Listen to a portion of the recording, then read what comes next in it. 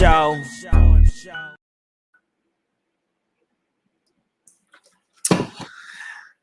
Listen, I'm gonna just wait for y'all to pull on up in here. We definitely got some stuff to get into tonight. Let me take that. Let me click this. We got some stuff to get into tonight, people. All right. Let's go and get into this Tyler Perry story. What's up? We got Renee, we got Honey. I'm gonna go ahead and pull everything up. Listen, this is a lot. This is too much. Okay, so when we go over to TMZ, we see Tyler Perry sued for sexual assault.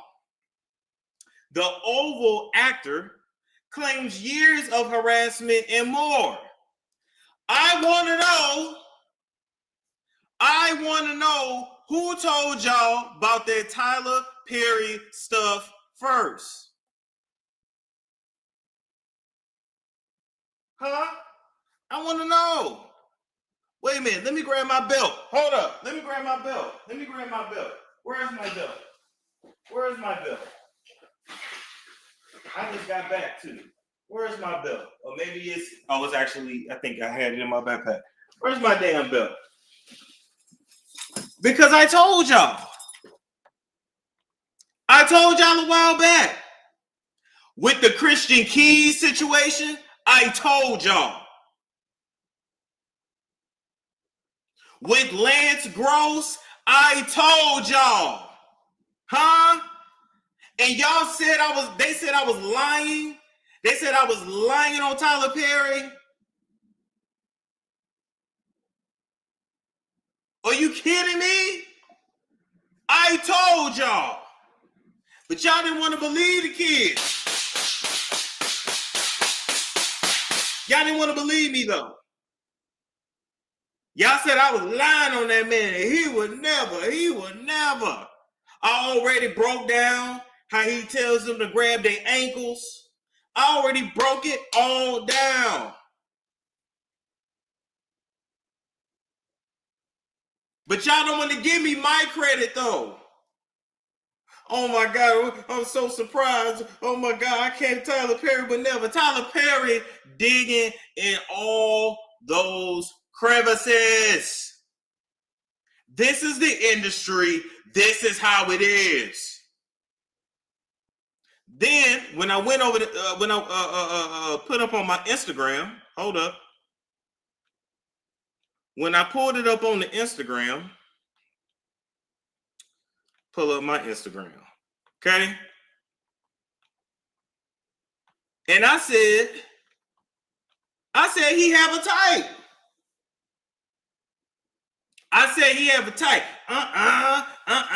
You said he devour. These men would never. I ain't saying all these men that I put up here. What he was giving it to him. What I said was he has a type that he casts, and he has a type that he keeps around him. All right. These are all men that look like they could perform for Chippendales tomorrow. And he used to date Mariah Carey, and he was just seen on a yacht with Tyler Perry, getting that check, being gay for pay. So what is we talking? What is we talking about?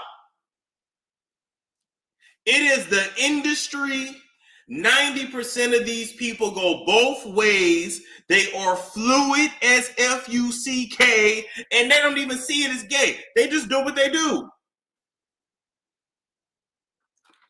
Yes, Brian Tanaka. The paparazzi just called him on the yacht when I was out of town. You know, I had been to 2 memorials. I lost 2 people in the family back to back. Long story, another story for another day. My point is, so I didn't have a chance to come talk about it. But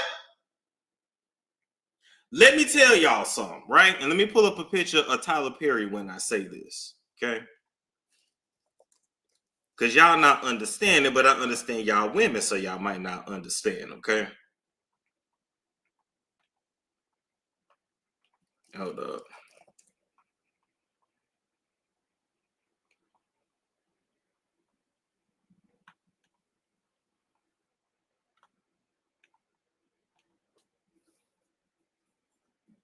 This ain't giving Bishop Eddie Long to y'all.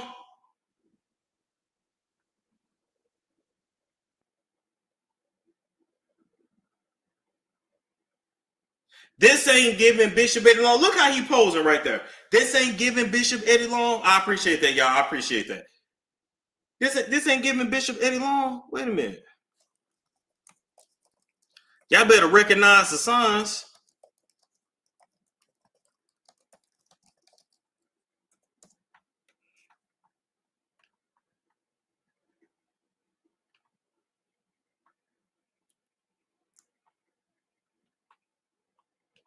There go Bishop Eddie Long right there. This ain't giving the same. This ain't giving the same energy.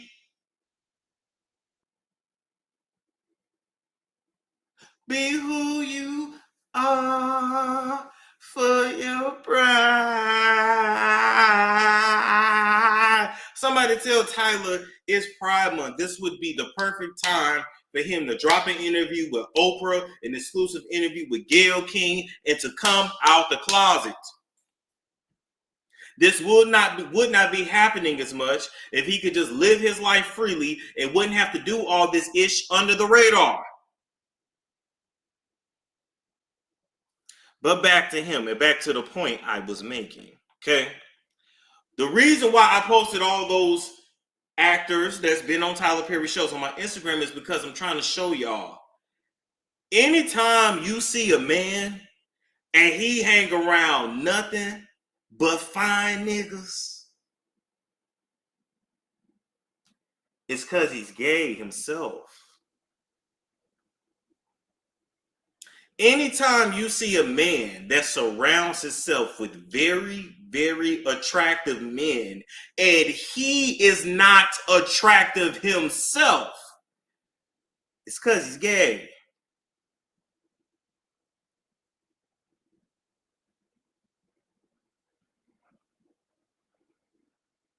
Because he keep fine niggas around him. So Expression said facts. Hold on. She said facts. Even other gay men have told me this. Yes.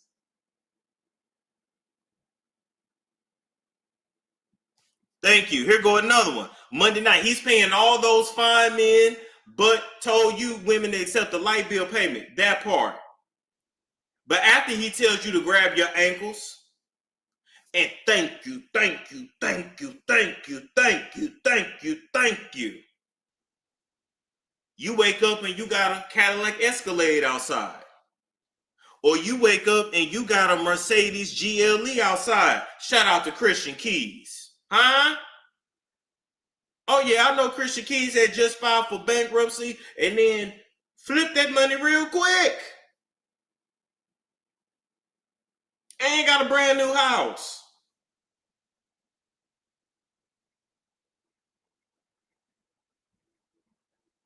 He get them drunk off that liquor. He get that oil up in them. And then I ain't even read this case yet, but I guarantee you, he slides. It went just like Christian Keys said. He gets you drunk. Come on now.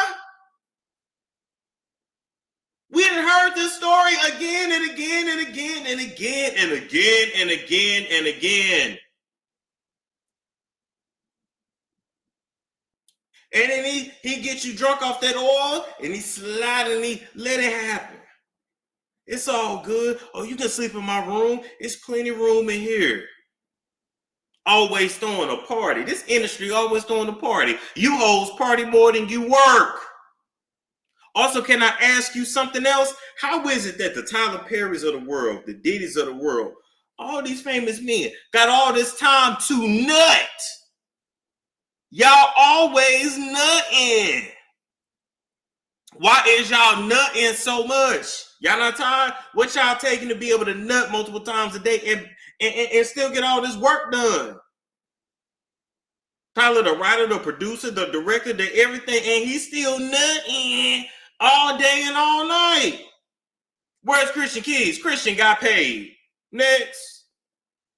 The same as this one gonna get paid too. All that nutting, all that nut.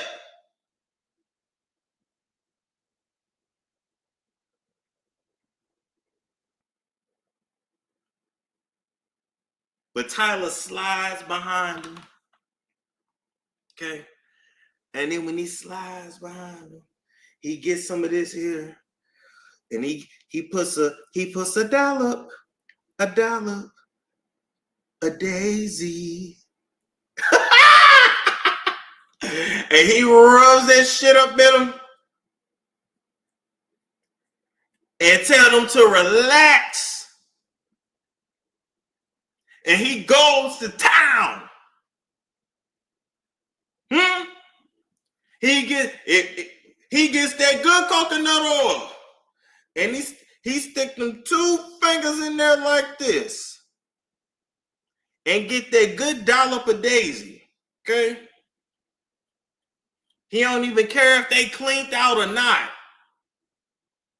He's a nasty old queen. He done got them drunk off liquor, eating all kind of chicken and burritos at his house. Ain't even telling them to clean out. Where is the fleet?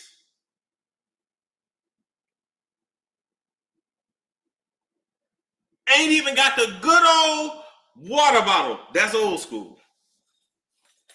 He got a nice house. I'm sure he got plenty of things to clean them out. He don't even care if the sheets get messed up, mattress or nothing. He probably like to be painted with his nasty tail self.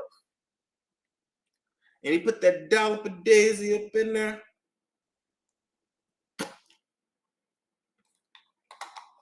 And tell them to relax and breathe. Breathe. Breathe through it. Breathe. Breathe. Breathe. All that damn breathing. With this big old man on top of you, where he died on top of me. He died on top of me.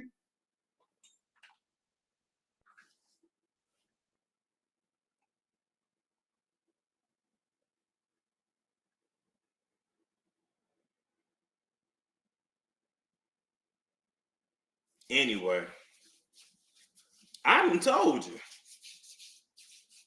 So let's go on. So the dude that sued him, his name is Derek Dixon. He was on this show called Tyler Perry's The Oval, which was a trash ass show.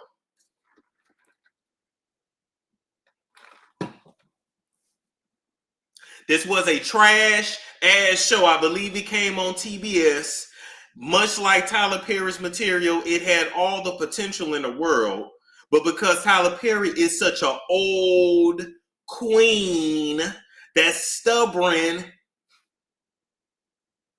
and set in his ways, he don't want to bring in no writers. He don't want to bring in no editors. He don't want to bring in no helpers. So the dialogue becomes predictable, and after the first season, the show goes downhill. Because there's only so much you got in your head, Tyler. As a matter of fact, Tyler, you's a billionaire, but if you just took your talents over there and if you just took your talents to the thug hunters, the pleasure use of the world, and made content for them, you'd be a multi-billionaire. Because we all know, all of your shows give gay romantic novels. It gives gay softcore erotica.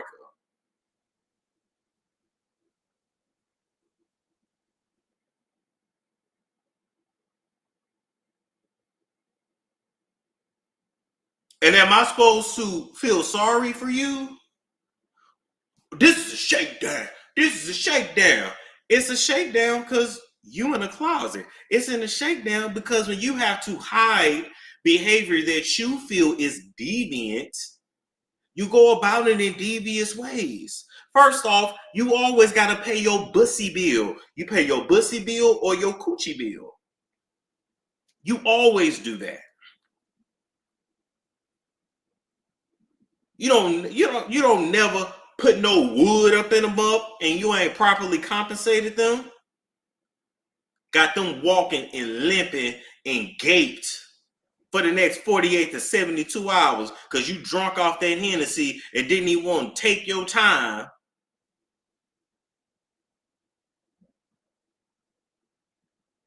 Then release yourself all in their small intestines.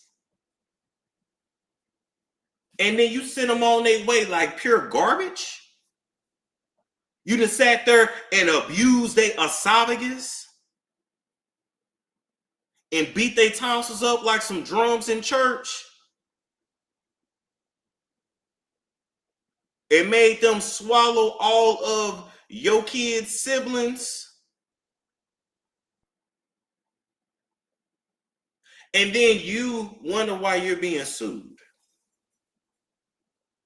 You get on TV talking about you making black people millionaires. Why your bottoms ain't millionaires, huh? You don't do nothing but buy a funky ass car, a funky Chrysler, a funky Escalade. You ignorant bitch. You too damn old to be doing this.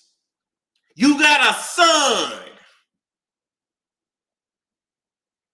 that we know you did IVF, because we know damn well you didn't get on top of that girl and make sweet love to her under the midnight moonlight. We know you didn't do it. He's scared of the pussy. He's scared. He's scared of that pussy. He's scared.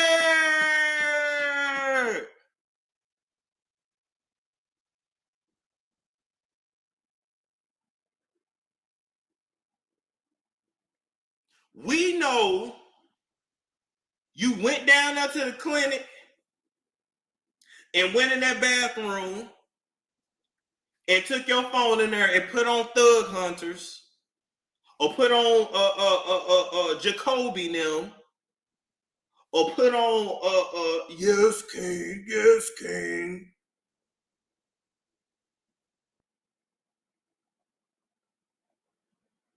And finished in that cup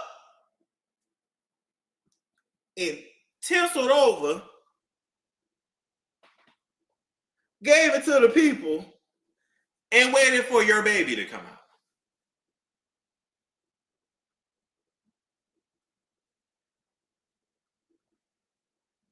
You might as well take your ass right there around there to Jacoby them and Hercules them and put on the crown.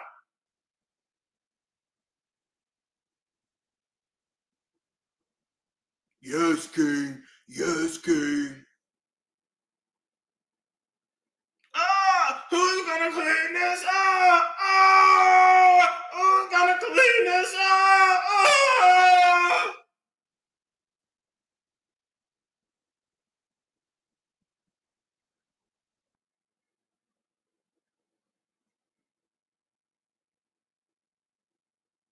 You're ridiculous, Tyler, and you're pitiful. You shouldn't be forcing nobody and getting them drunk just to get the pussy. Shout out to Celebrity Scandalous. Y'all make sure y'all follow her on YouTube. You know how many men would willingly give you the pussy?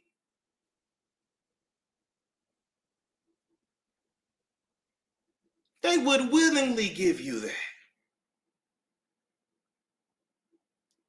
But it's something wrong with y'all where y'all like to take it.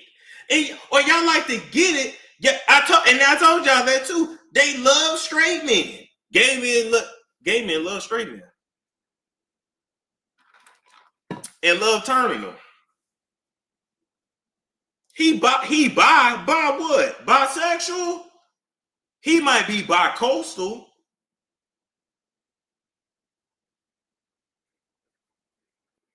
Bisexual what? He bi-coastal.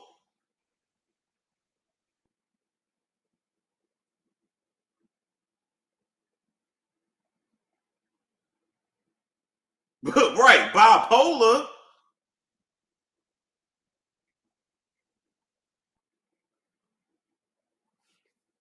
All right, so let's go back over to TMZ, all right? So sued for sexual assault. The actor claims years of harassment and more. There you go, right there. All right. Tyler's camp calls it a scam. All right. So this is Derek Dixon. He filed a lawsuit against Perry, and in the docs, he claims he and the director met at an event back in 2019. Damn, but even before the parallelogram. In Derek's words, Tyler picked him out of the crowd and asked for his phone number, suggesting he might have a role for him. Damn.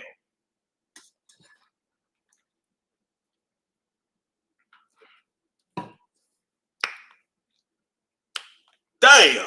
Tyler, you picked him out of a crowd and said, I got a role for you, but he didn't know that the role was in my room. My room.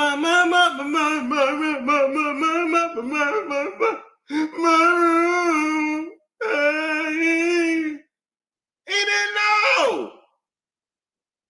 He didn't know the role was in your room.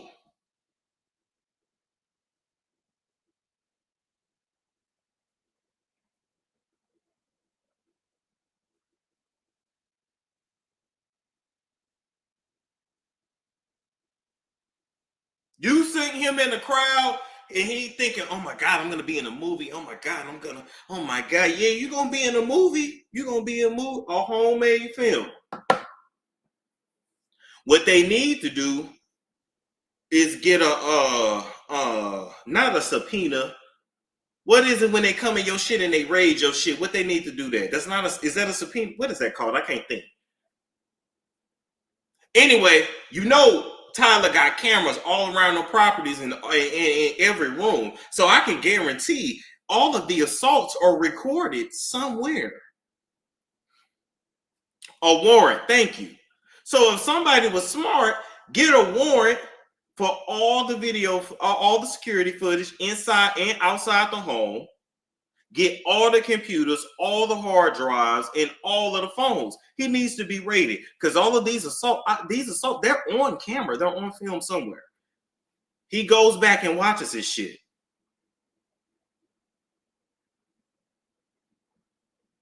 You think you think you go in his home and ain't nothing recorded?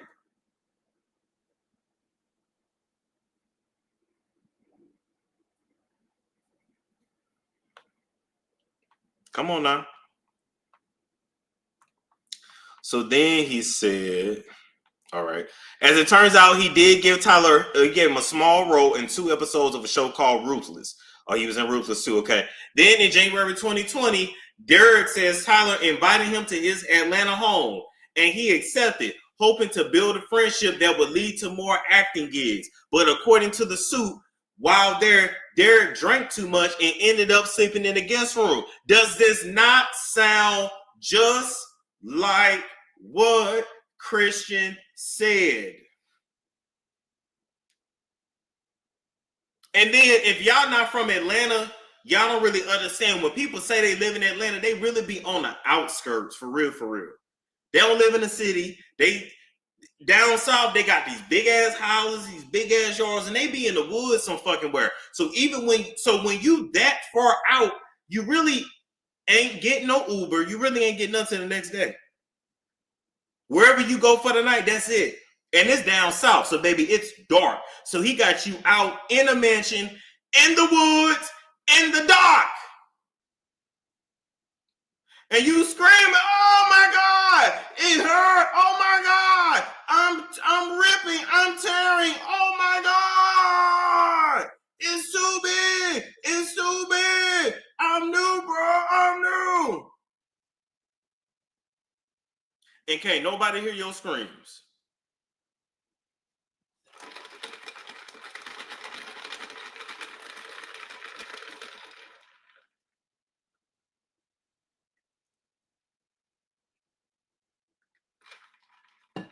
If it was a LA houses, them houses be up in the hills. Once again, you can't even escape.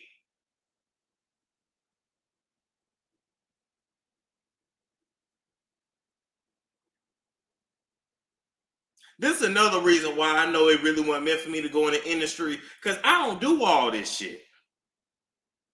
I don't do all this shit. All this, go to your house. Go to your house for what?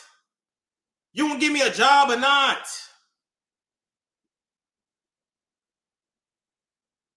Hoping to lead to more acting gigs. That's bullshit. He either want to give you a job or he don't. And he don't. In the docs obtained by TMZ, Derek claims Tyler got in the bed with him and started touching his thighs. Wow. And although he rejected the advances that night, he claims Tyler remained interested. Yeah, he thought you was just playing hard to get. We won't go through the text messages in a minute. Shortly thereafter, Derek says he landed the role of Dale in The Oval. Ain't that some shit?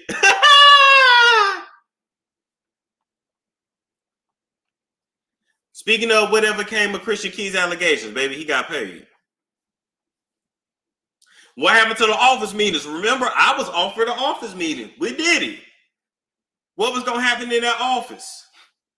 Nobody has ever still told me what was going to happen in that office and why we couldn't have that meeting with Diddy and Revolt on Zoom. They got all the Zoom, all the Google Meets, hell, FaceTime. I'm pretty sure Android even got a version too. You always got to go meet somewhere. You always got to go somewhere nefarious. You always got to meet in a hotel, motel. I won't tell if you won't tell and they can't tell. Shout out to all the actors that's out here auditioning, going to school and getting denied and denied and denied. And you keep thinking you not good enough. Baby, you good enough. You just ain't on your knees. You just ain't on your back. You just ain't opened your mouth and let them beat them tonsils up like a drum. Eat these peaches and plum.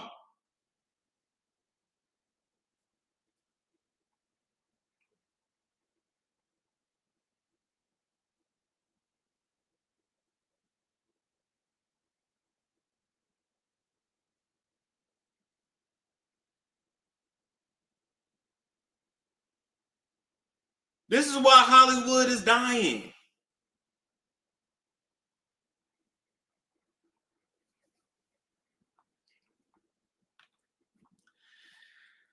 Derek also notes his character Dale was written as gay, homeless, and a desperate store clerk who had to sleep with other characters for a place to stay. He claims that's exactly what Tyler told him he was looking for in a real life sexual partner, someone who will be loyal and dependent upon him. Like most of them, dominant top gays. Y'all finna believe this? Yes! Yes! Yes! We still got to say allegedly, but yes! This is literally how gay men get down. This is the industry.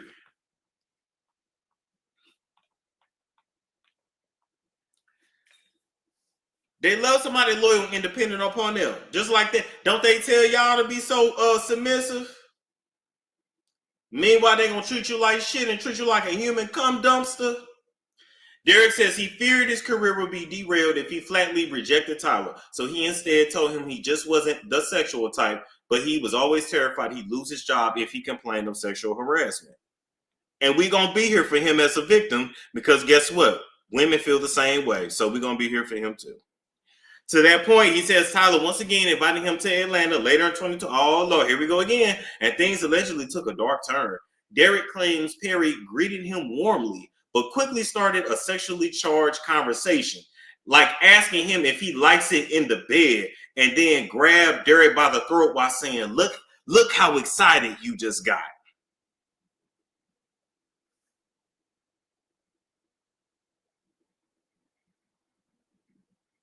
He's going to sit there and get hit on and say nothing. He was intimidated. This is why when shit happens to women, this is why I have y'all back. This is why. Oh, we gonna get into reading the lawsuit. This is why I don't say. Oh, you should have said so. Oh, you should. It's a power dynamic. He is as a grown man. Yep. Because men intimidate other men all the time. He is an adult man. He can leave. We not gonna victim shame.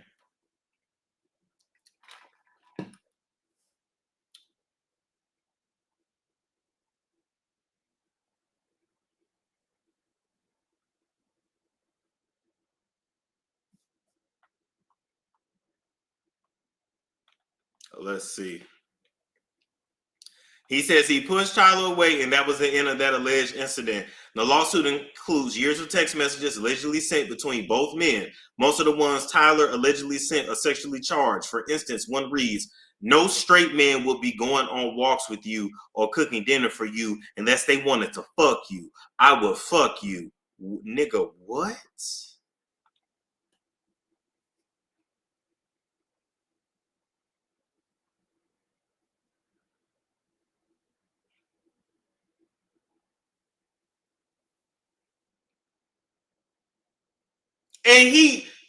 And Tyler couldn't just let it go. So we have to admit that men are just predatory by nature, period. And we have to give grace to women for what they go through in life, period. Sound like Tokyo Tony now. But I'm just saying.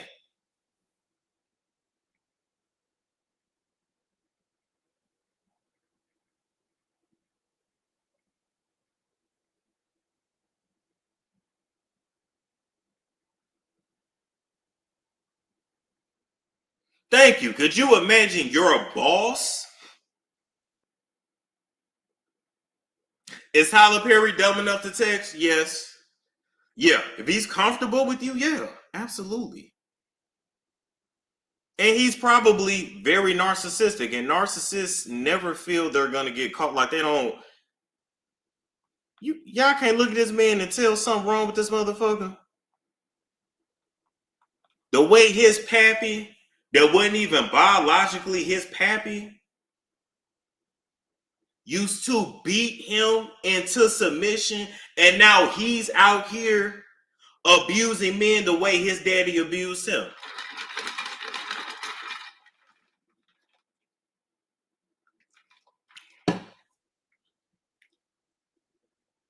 Call that shit what it is.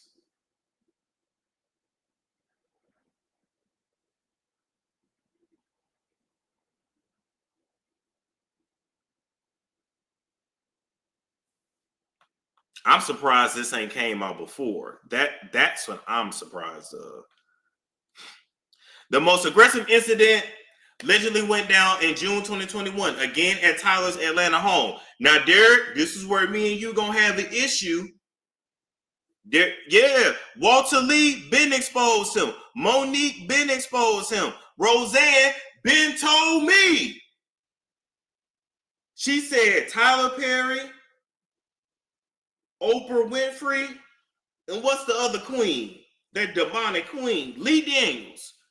She said, Storm, I'm just letting you know, that's the gay mafia. It's a gay mafia.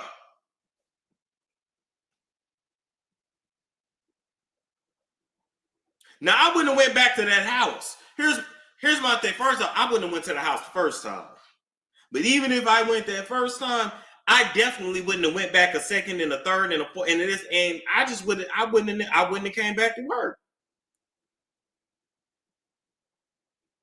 But guess what? At the end of the day, when someone is employed, when you employ somebody, they are entitled to certain protections. And this is not about what we think is right or wrong. This is about the law. Damn, he needed that job. Rich Roseanne Barr. Let me tell you, I have her phone number. Let me tell you something right now. The messed up part about this all, and this is why I say, if I could turn back, there's a time.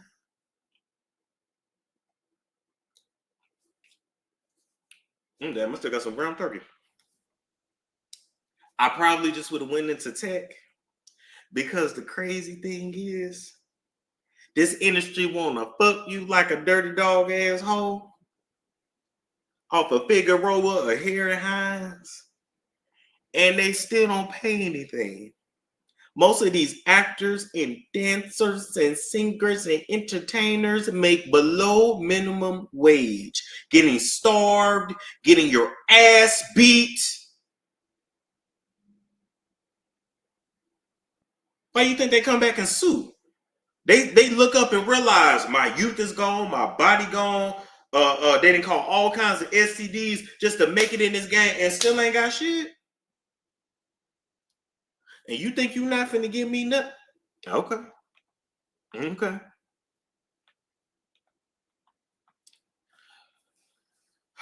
Dixon was staying the night in his guest house. Come on now.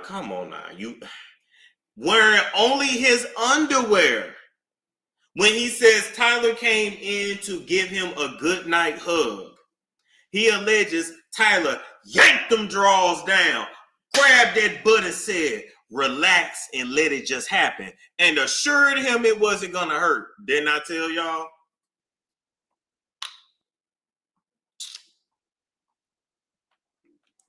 Didn't I tell y'all? He snatched off them drawers, dug in that coconut oil, and said, relax. It's not gonna hurt.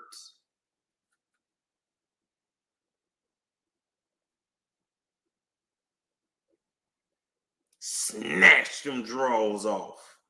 Grabbed your ass.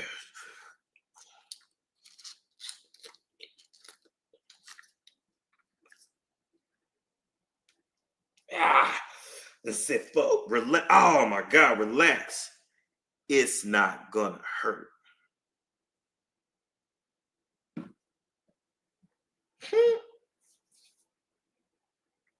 Damn, now I got all this oil on my hands. Let me stay away from Diddy. But that's the crazy thing. And the crazy thing is, Derek, by you steady going back, Tyler took that as you wanted it. As you steady went back and then slept in his house in your drawers. That's male lingerie. Came in to give you a good night hug. Do that even make sense?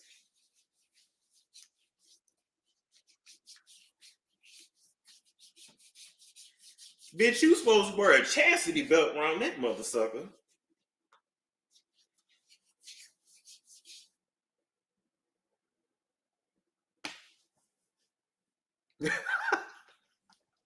Larry Reed said this oil got me dying. I'm just saying. He told him, relax. It's not going to hurt.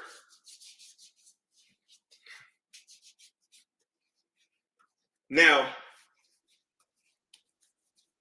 okay, we grown. Let's just talk, right? Let's just talk. Let's talk.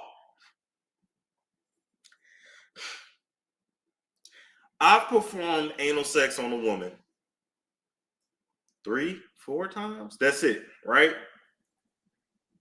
It take a lot of work to get up in there. Well, one time it didn't, but we was both drunk.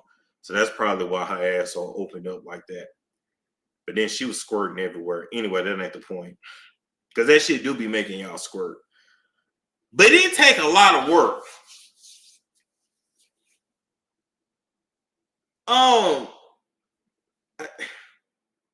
How was he gonna make it not hurt? That don't make no sense.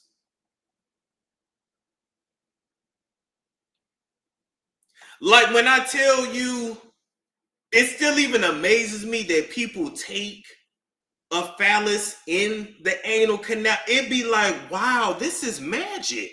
You know what? I'd be like, wow. Like the way that shit be stretching, I'd be like, wow. Couldn't be me. But God bless you.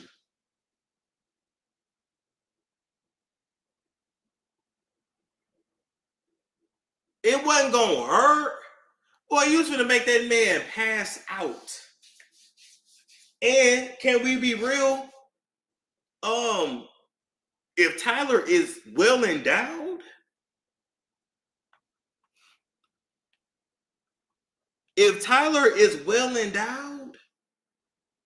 how is he not gonna make that shit hurt? You gonna put that boy in the hospital the same way Diddy put Usher in the hospital when he was a teenager.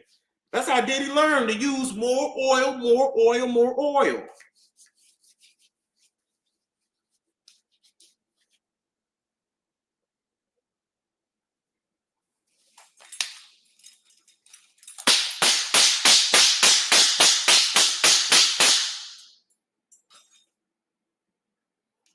Everybody finna be walking around with a sore ass and no payment.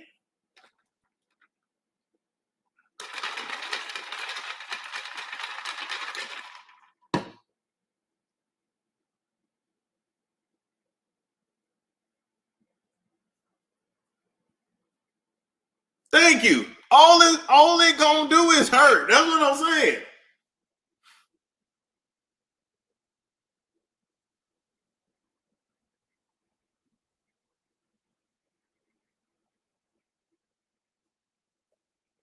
Let's keep reading. Tyler Perry's not on damn top. Yes, he is. Oh, you got feminine tops that'll climb on top of your back with nails and a wig. Let me tell you something. I tell y'all all the time. I have been in the underground sex world. I have seen people do things that you wouldn't believe. Like, oh damn, is that a construction work? Was it? They work for the power company. Listen, you can't. You know, so don't get me wrong. Sometimes you can look and be like, oh, okay, but looks can be deceiving.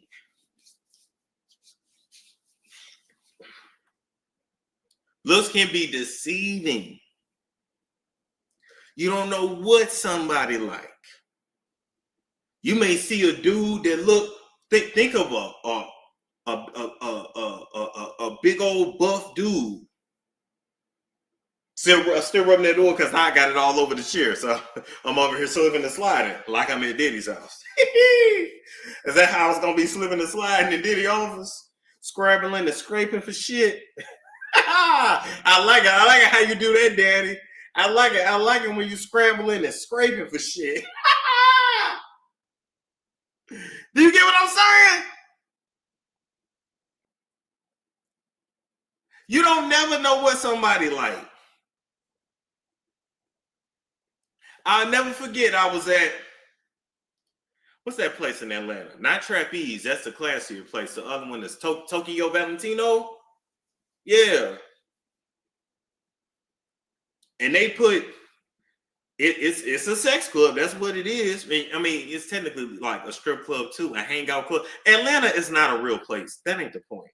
The point is, I seen it like this that looked like we would send him off to war. Like we about to go to war now, World War III. I seen this bad dude. We look like we would send him off to war. We would put him on the front lines of the army. And that man came up to me and said, "Can I suck your dick?"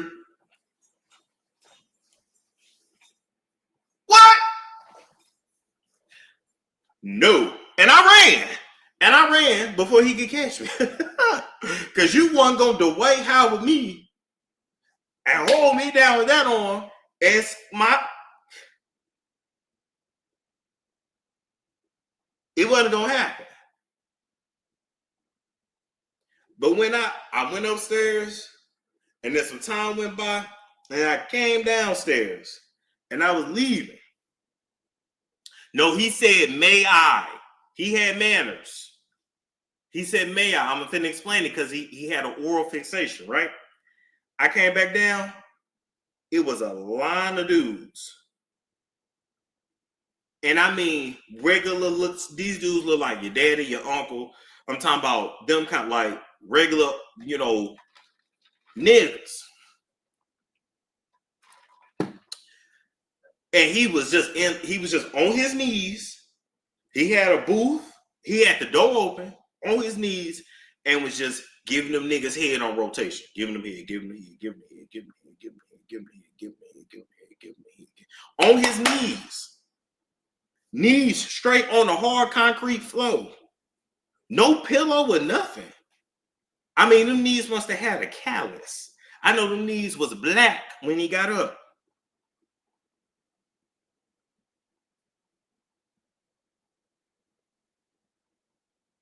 But if you just saw him out, you would have never thought. And you damn sure would have never thought he would have been on his knees.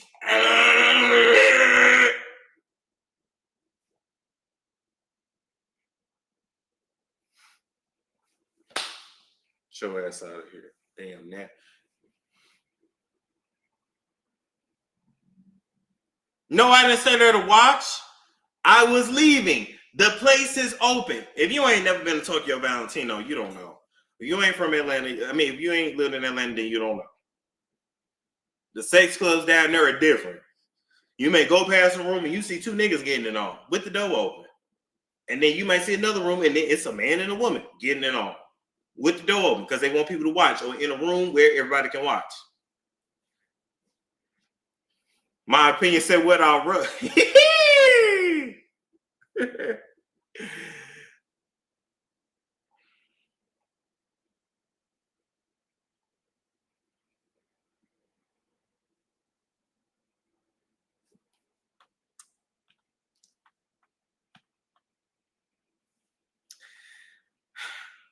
He alleged Tyler yanked down his underwear, groped his butt, and said, "Relax and just let it happen," and assured him it wasn't going to hurt.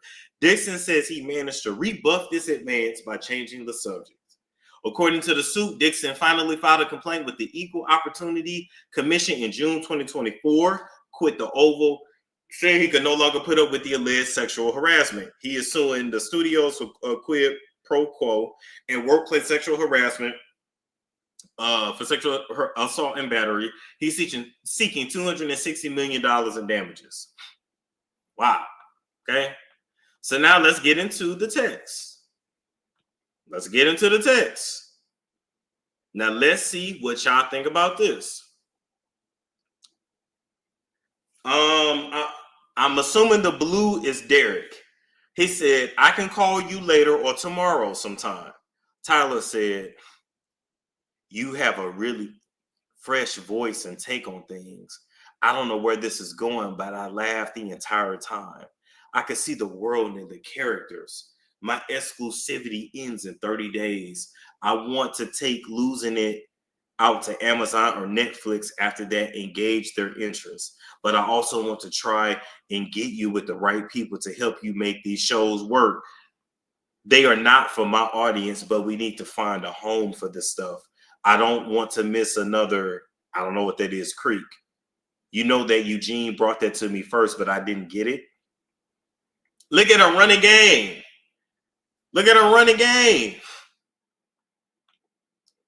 Amon, that's his son, gets here tomorrow, so he's got my full attention. Aww. I'll be trapped until the day after Christmas, so let's talk then. They love planning a freak offs around Christmas. Ain't that some shit? It don't matter if a man gay or straight. He can't wait to get rid of them children so he can get his freak on the holidays. And why is y'all so freaky around the holidays? I guess because it's cold and it ain't nothing to do. Y'all so damn freaky around Chris. Oh, you gonna get out going for Chris? What? I was about to say Jesus wouldn't approve, but Jesus was not born in December. What if I told y'all Jesus was definitely Aries and turning water into wine? That sounds like an Aries meal. Okay.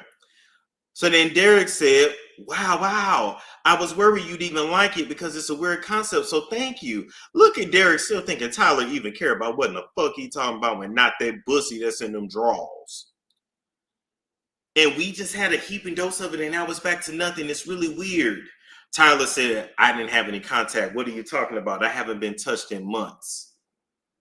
Oh, you mean touching? I thought you meant being around people. Jacob. I love that you only say that when I'm being stupid, LOL. I guess the Jacob's dumbass version of me. Not dumbass, but blonde. So now I'm not gonna lie, this looks very and sounds very flirtatious. Noah Pisces, maybe.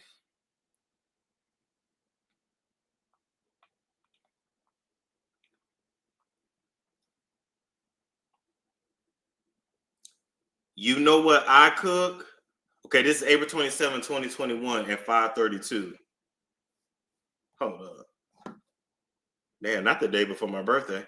You know what I cooked, Derek? Derek said spaghetti, cake. I'm so drunk talking shit. Ew. Is this?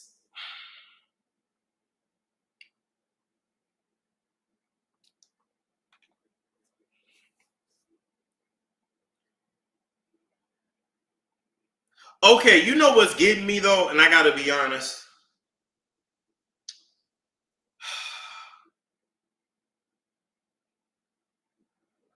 These old ass men, have no game. Like, I'm realizing they had to become rich and successful because they're fucking losers and they're weird. Tyler Perry, Shannon Sharp, Sean Combs, like, y'all are weird. These men are weird and strange and pathetic and can't make no friends their own fucking age. Yes, and boring. Yes. The biggest lose. Yes. What? What is this shit? What are you guess what I cook? You mean to tell me you ain't got nobody else to text, you fucking loser?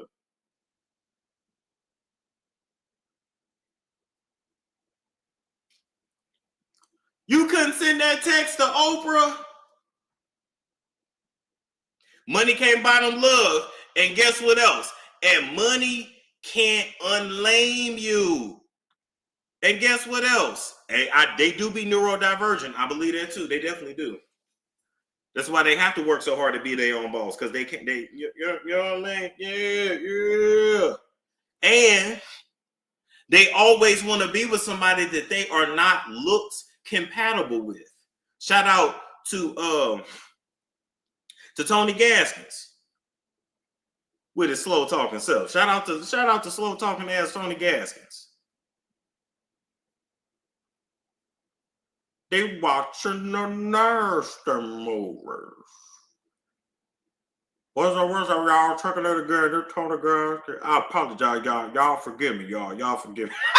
I love Tony Gaskins too. It's no shame. It's no shame to hear me. This Tony Gaskins, y'all forgive me.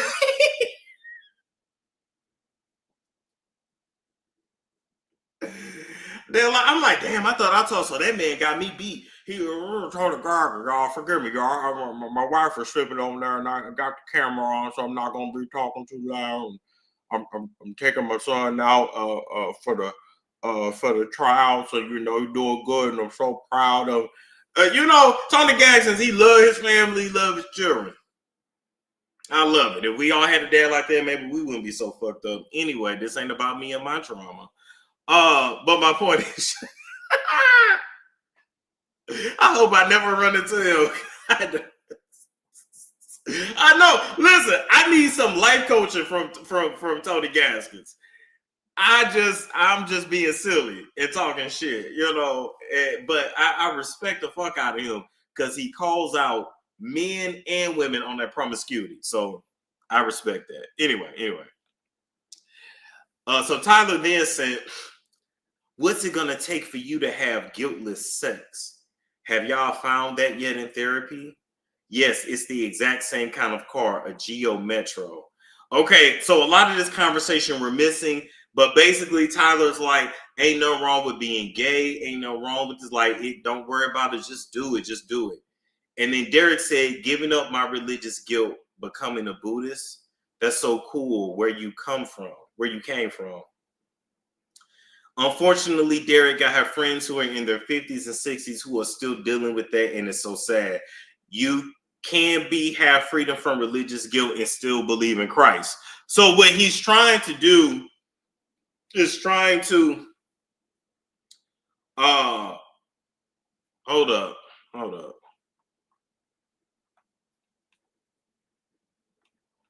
Don't spam my chat. Don't do that. What he's trying to do is tell him, ain't nothing wrong with being gay. It's okay to be gay. He's trying to tell him, like, you can be gay and still believe in Christ. Now, you can't. Well, Okay, I don't know if it does it explicitly say in the Bible that being gay is a sin. I thought it did, but it also says a bunch of other things are sin. So you can't like you can't cherry pick. But he trying to run that. It's okay. Like you can still be Christian and still have sex with a man.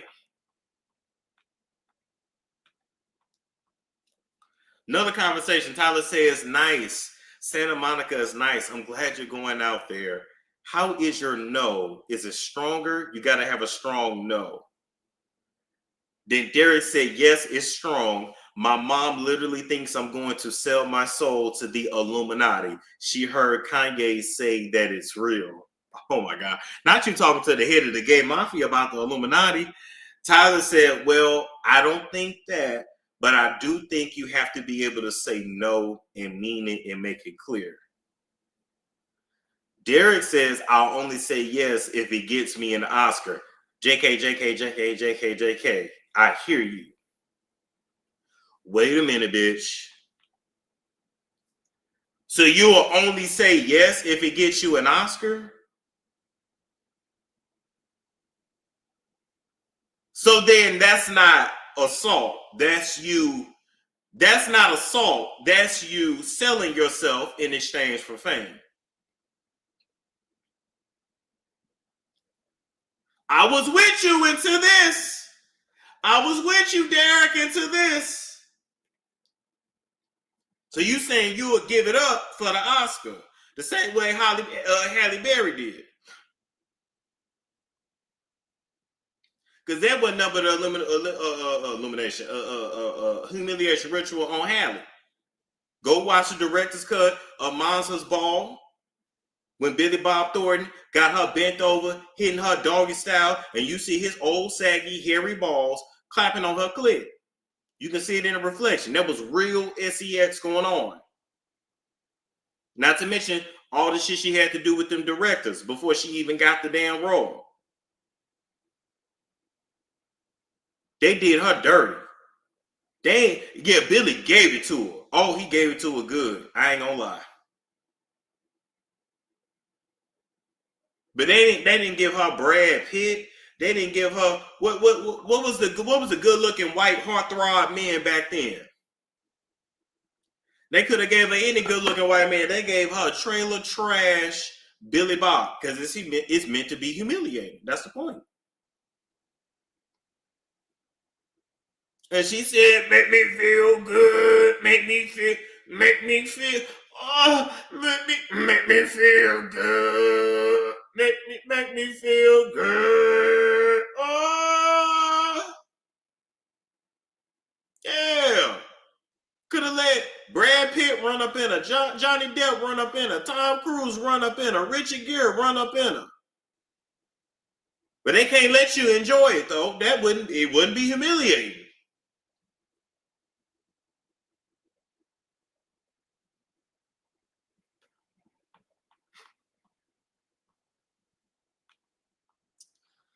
Tyler said, well, the only one who could have gotten that for you through sex is in prison. So just stick to the no unless you are really into him. Wait a minute. The only one who could have got, first off, Tyler did not deny that the Illuminati wasn't real. So the Illuminati is real. That's your confirmation. Okay. Then Tyler says the only one who could have gotten that for you through sex is in prison. Is he talking about Weinstein? Wow.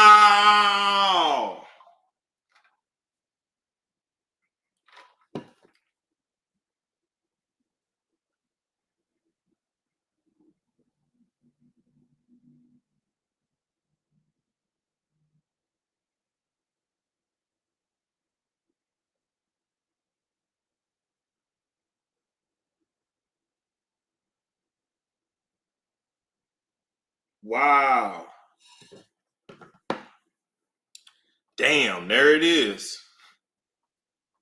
Then Tyler later on said to him, I will hope that you would let someone hold you and make. Wow, hold up.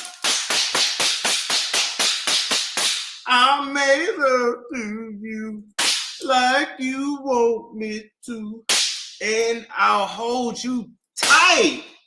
Wow. He says, I will hope that you would let someone hold you and make love to you. You are missing the best years of your life, my friend. Trust me. I hope you get past that block in your mind soon. Derek said, well, it's not this person, but yes, I want that too. I'm working on it. Therapy is helping. Wait a minute. So Derek must not be straight.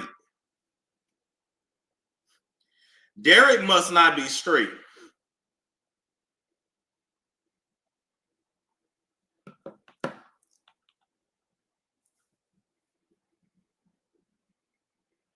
Derek must, I mean, don't get me wrong, even if he's bisexual or Derek got to be bi-curious. And Tyler is taking advantage of that. Okay, now it's making sense. Well, Derek, I can't really say you're that much of a victim. However, a lot of this been cut out, but this literally is looking like, this literally is sounding like a man is on the fence and he desperate, and Tyler is being predatory and taking advantage and using the power dynamic in his advantage. Yeah, but he got to be bisexual if he's talking about getting past that block, So if you talk, but here's my thing though, but Derek, if you putting that out there and then you going over his house and you getting drunk off the Hennessy and you sleeping in your drawers, then Tyler just like, well, damn, he throwing it at him like a bitch. You just not attracted to Tyler, but you throwing it at him like a woman. That's what women do. Come over your house. Oh, we ain't doing nothing. Just to let you know. We ain't doing nothing. Knowing damn well y'all done got waxed. Y'all done shaved y'all legs. You ain't got no panties on. Talking about some, let's watch a movie. You don't give a fuck about this movie. But I don't take hints. I'm autistic. So you have to tell me I consent to sexual intercourse and sexual penetration. And then I got it from there. And then it ain't sexy and it ain't romantic, but I don't have no time for no misconceptions. I don't give a damn if you in my bed in red lingerie and you pushing that ass up on me. You gonna say you want this and that I have consent. Consent is king. I'm autistic. I don't understand none of that shit.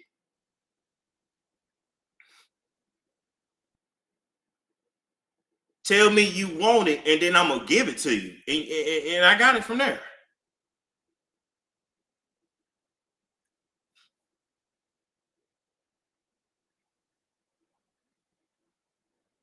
I can't. Right, Monique is definitely gonna have a field day with this. Tyler said, "Why did that photo make me jealous? You two together." Derek said, I don't know. It's just Brad. LOL. LOL. He just wanted to go for a quick walk to get his steps in. And now I'm walking to Chipotle by myself. Big Derek, get that Chipotle. Oh my God, this is two men flirting. He just wanted to get his step. Well, wait a minute, because I go on walks too. But I really do just get my steps in. But I ain't going on a walk with no nigga. Yeah. What? I mean, not that that's good. You damn, now I sound like Tyler. You can tell from that photo that damn, not you getting thick. No, I can't. Only from your jeans. That's how I measure too. If I'm not filling them out, I'm not working hard enough. Wait a minute, bitch, you flirting. Wait a minute. You flirting. Talking about you getting your ass to fill out your jeans? Oh no.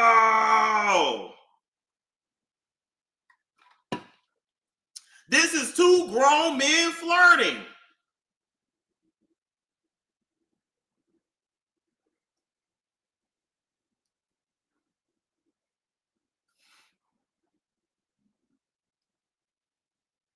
ain't even low-key flirting. Talking about is it getting fat? Is it getting fat? And my thing sounded like Glorilla, manifesting your thickness. Knowing damn well you went and got a slim BBL.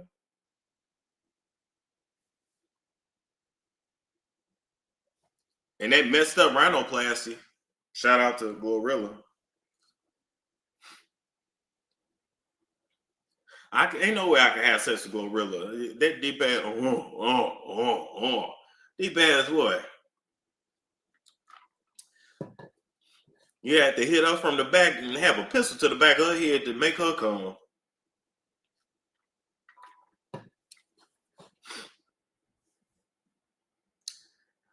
Stop it.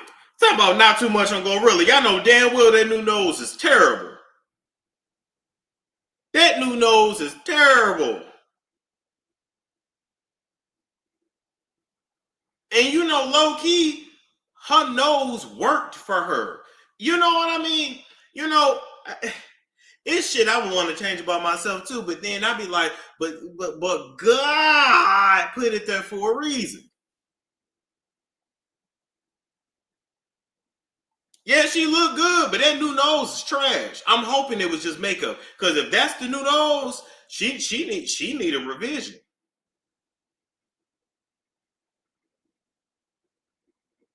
You know, the wide nose, because you know, Glorilla, your eyes are wide set as well. Your eyes are falling off the side of your head too, like Brandy. So it's like, you know, it all matched. Like sometimes, you know. So now you're going to have them bring in your eyes a little bit to balance. Anyway.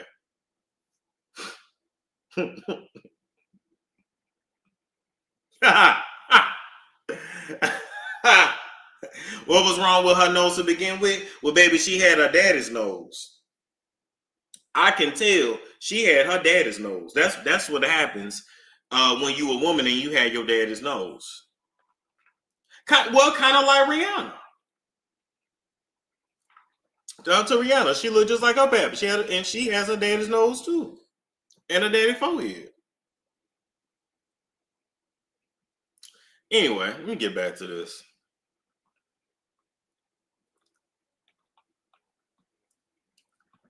Yeah, you're right. Now, somehow she gonna bring. Listen. Yeah, thank you. Yeah, I love my daddy nose, and I don't care. I'm not touching my face. Period.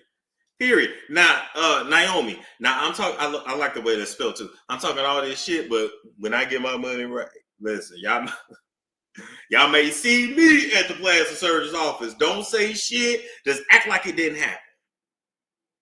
Just act like it didn't happen.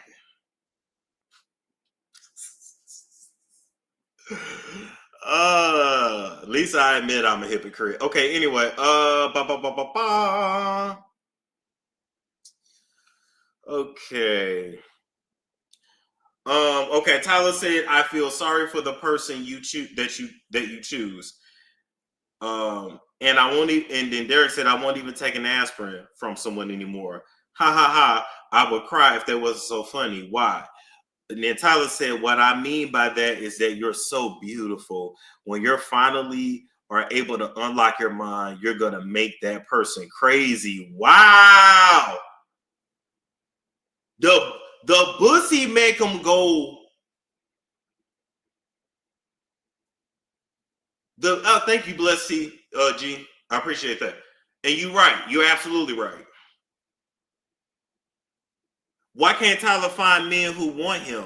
Because it's not exciting. And just like most of these black men walking around, they don't like what like them. Tyler most likely belongs with a darker skin, thicker bottom. But he don't want that. And it's something about that industry, this industry. I told y'all, especially in LA, those older men with money, those older white men with money, they love to say, my boyfriend's straight. And they'll tell you that. My boyfriend is straight. He's like, if he your boyfriend, he not straight. But they consider him straight. But they don't, but they mix straight with masculine presenting, or don't even understand that bisexual is a thing, or gay for pay is a thing, and yada yada yada yada yada. Yeah, Tim from Sweetie Pies. That's the thing. But see, he know he couldn't grab Tim's throat because Tim would put him in a pine box. So they like somebody they feel like they can overpower. Yeah, they like to chase. Yeah, Ivy. Yeah, they like to chase and snatch. You Tyler, listen, you Tyler Perry, and you can't get somebody to bend over for you. You're a loser. You're a loser, and your daddy should have beat your ass more, and he need to come back from the grave and beat your ass again. Because you're a loser. You're a billionaire, and you can't get somebody to willingly bend over? You got to do all this? And you Tyler Perry, you're a loser.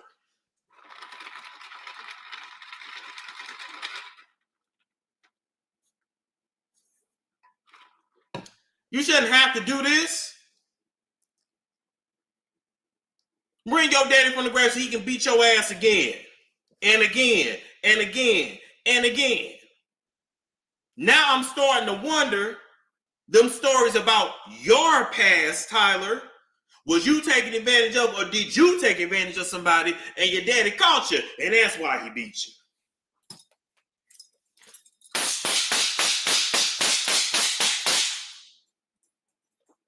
You did all that crying in front of Orpah, only for you to go and repeat the same behaviors.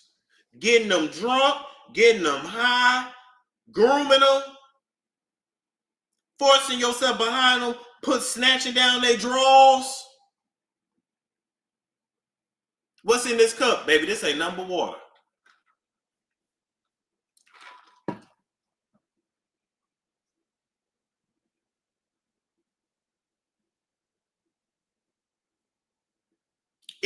Let me ask y'all something. Is Tyler y'all leader? Because he damn sure not my leader. Baby, hold up. Let me go on school you real quick. I was doing the belt way before Dr. Umar was. You can check my resume. Dr. Umar got that shit from me. I've been snapping this belt since 2019. You better ask some damn body.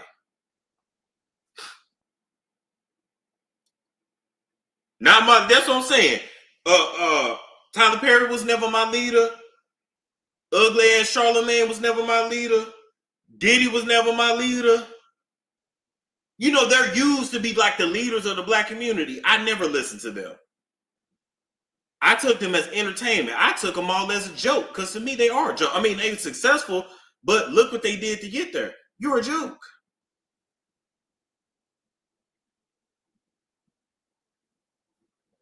You come this far and you can't just do right by people. You literally just can't do right by people.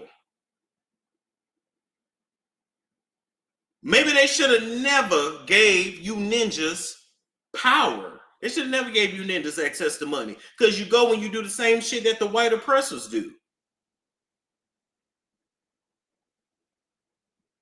Who appointed them as leaders? The white people.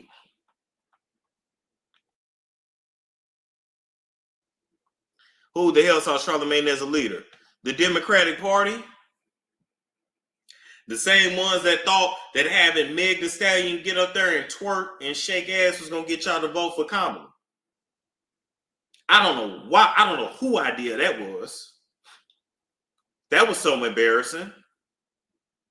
You got Megan to twerk and you got Beyonce to talk, knowing damn well Beyonce can't talk, and we tired of seeing Megan twerk, and that was not appropriate. Beyonce should have came there to sing, and you actually should have had Megan talk, because she's actually educated.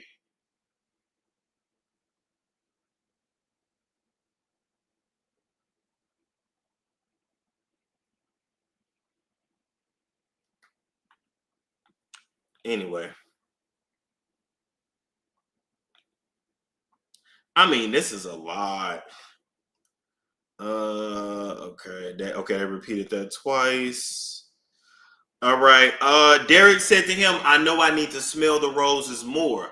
Tyler Perry said, you are the rose, but you were so blocked that you refused to be smelt or opened. Damn. Damn.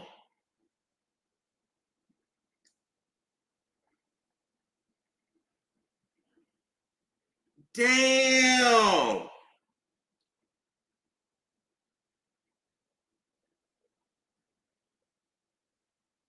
Damn. You a rose that refused to be smelt or opened?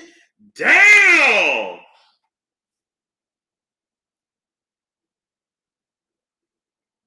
He wanted that flower to, yes, to blossom, to bloom. Wow. And yes, gay men do like smelling booty. They do literally like the smell of it. They like to eat it. Yes. Smell, yes. Oh yeah. They'll just put their nose in it and just smell because that's what they're attracted to.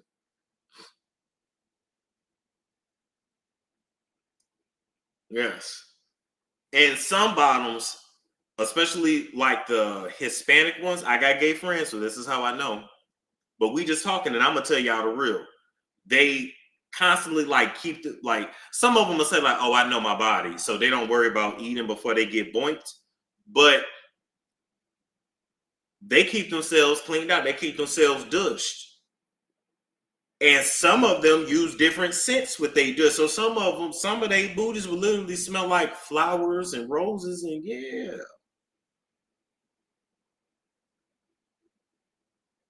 The smell of what boo boo? Yeah, some people, yes, some men like that shit. Because that's what you going. That's what you, yes, yes. Didn't Madison tell y'all it's power in the dookie? It's power in the dookie. This shit spiritual. I don't care what nobody say. This shit spiritual. You can't tell me sex ain't spiritual. You can't tell me. You can't tell me sex ain't spiritual. Got this billionaire basically begging to be the one to take his bussy virginity and to pop the seal on that.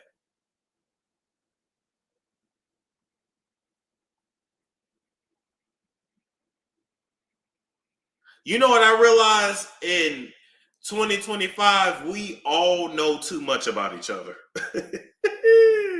We all know too much about each other.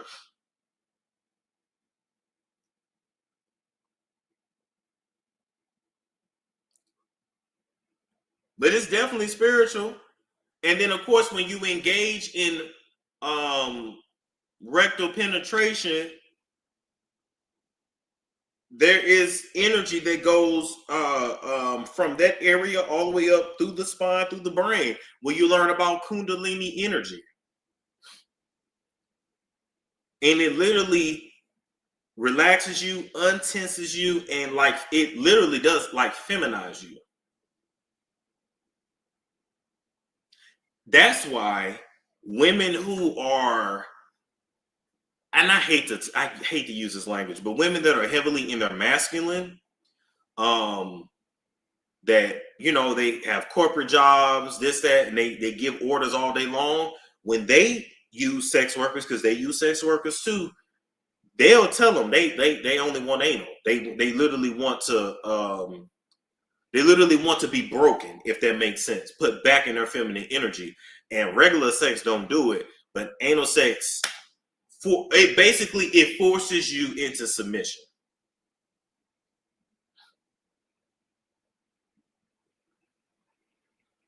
It forces you into submission.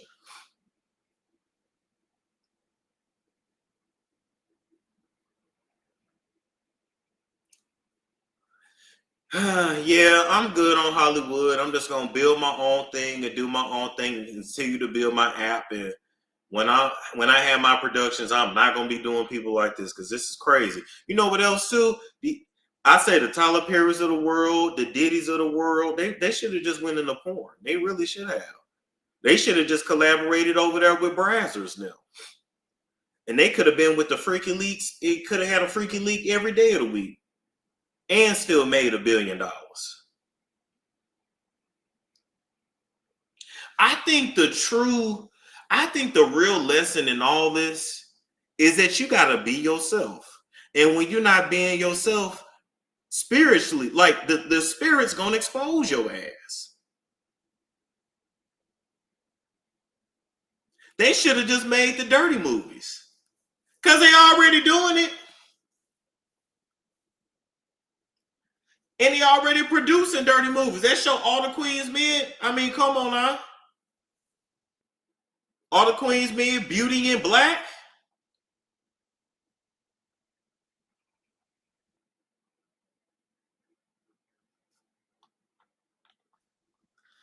All right, so let me keep going. I'm really scared I'm going to waste my life worrying. Tyler said, been there, stopped somewhere in my late 30s, early 40s. Okay, how do they make money then? Subscriptions, I guess he's talking about streaming services. They make money from advertising, lots of money. I love how I feel right now, but I don't like being horny. Testosterone.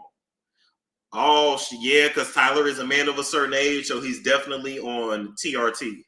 Testosterone replacement therapy. When you see them older men and they in shape and they still hornballs and this, that, and the third, I ain't saying all because there are some men that just take care of themselves and really do take care of themselves, right? But a lot of those men are on TRT. So when nature is supposed to be slowing their sex drive down, they be damn near 60 with the sex drive of a 21-year-old, out here messing up their life and got a damn 5-year-old at the age of 65, that type shit. Y'all all know men like that. Some of y'all got people like that in your life. Oh yeah, from the doctor, but is it making you feel better? I feel so good, but I don't like being horny. I feel sorry for the first person that flirts with me. LOL. Tyler said, you don't even understand. Yeah, he was fresh out of them testosterone shots. He won the song. Fuck song.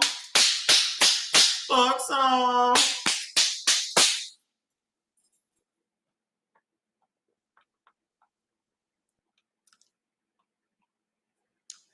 Then Tyler said, tried you. Call me.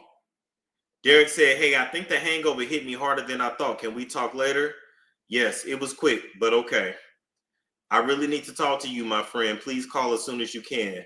Trying to do rooms on the boat. If I invite Bill, would you be okay sharing a room with him or not? What? Who is Bill?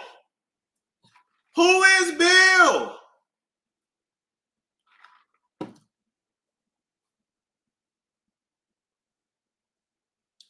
Who is Bill? I need somebody to find out. Wait a minute, that's my job. Who is Bill? Tyler was very sloppy. Tyler was under. Listen, that testosterone will have you going crazy. We can't think straight with testosterone. He had to hit some. Would you be okay sharing a room with him or not? Here's my thing. You a billionaire and you want my pussy. I shouldn't be sharing a room with anybody. See, these hoes don't even know how to hoe right. You want my pussy? You want to break my seal? You want to go deep inside me? Talking about, can I share a room? Hell no, bitch, the fuck I can't.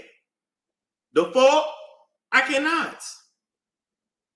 Derek, call me so I can teach you how to sling that pussy properly.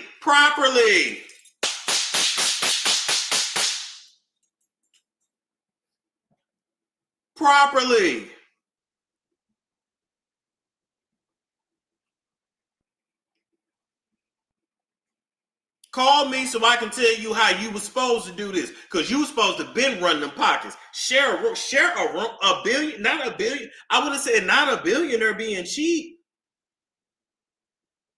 The fuck?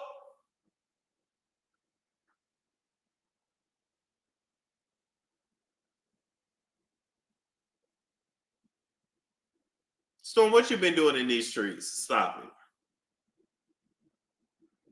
I'd have way more money if I was doing that.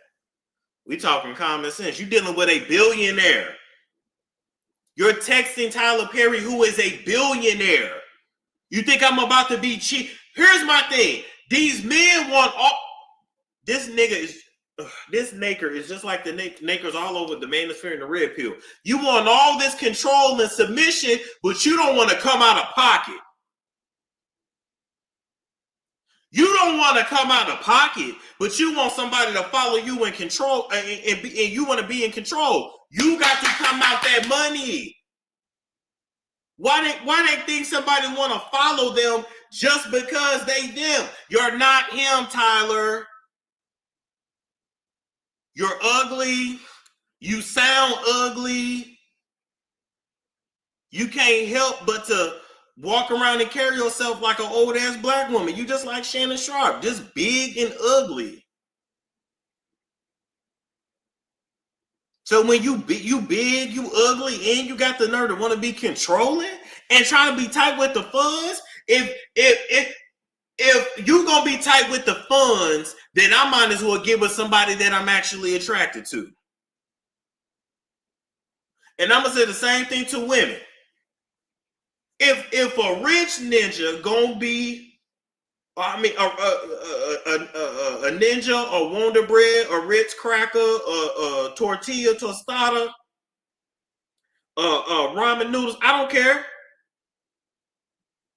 If they gonna be cheap, you might as well get with somebody who you're actually attracted to.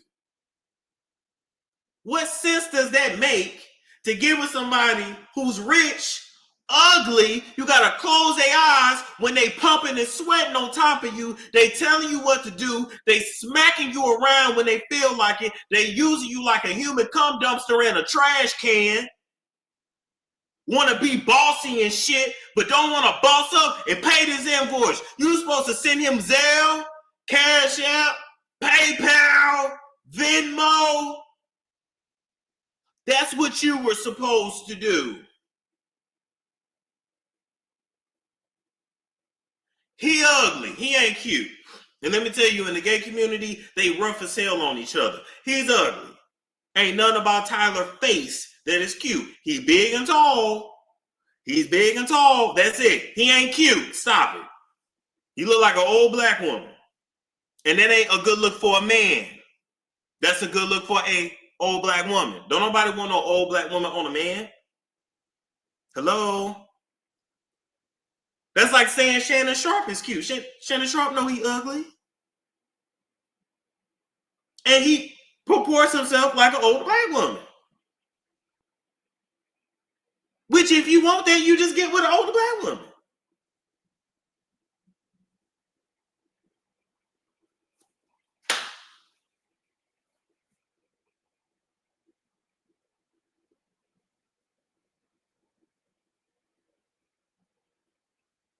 Now, Shannon Sharp's body it is crazy.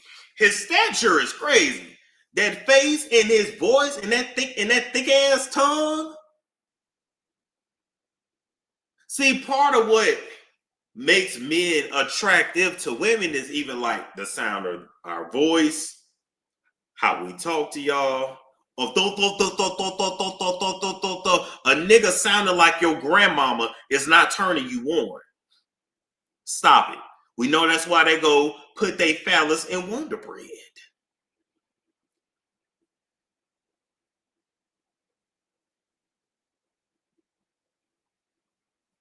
When you trying to get nasty, and this man behind you whispering in your ear, spitting all over you with that thick ass tongue, and he sound like your grandma Perline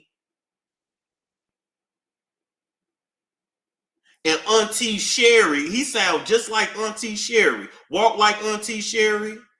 Talk like Auntie Sherry. That ain't making you wet. You like, damn, I ain't seen my auntie in a while. Let me call her. Let me go see about her. And then they got the nerve to want to be cheap. Oh, no. Derek said, I appreciate the invite, but I think I need some more time and don't think I can just go on a trip.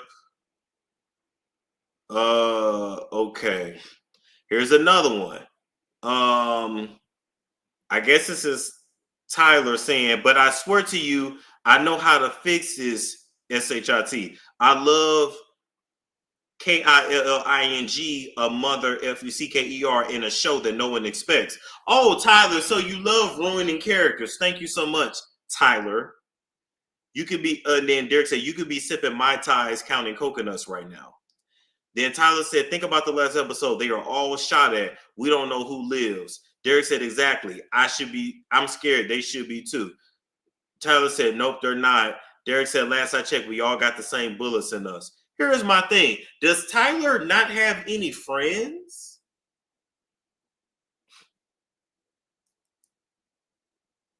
Does Tyler not have any friends?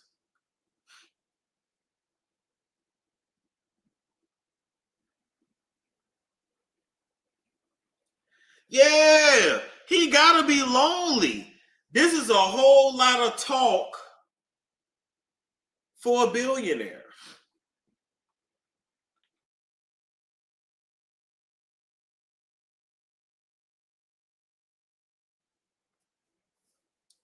Oh, I'm sorry. You said Grandma Sherry. Well, Grandma Sherry and Auntie LaShonda, Auntie LaWanda.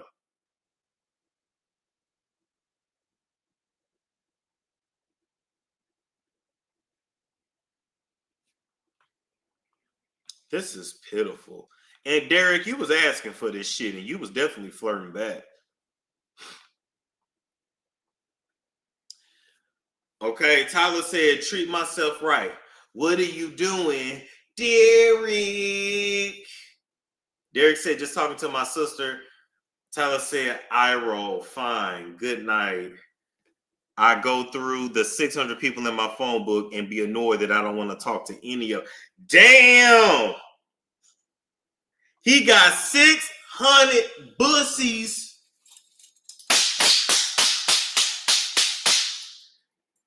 600 bussies on payroll.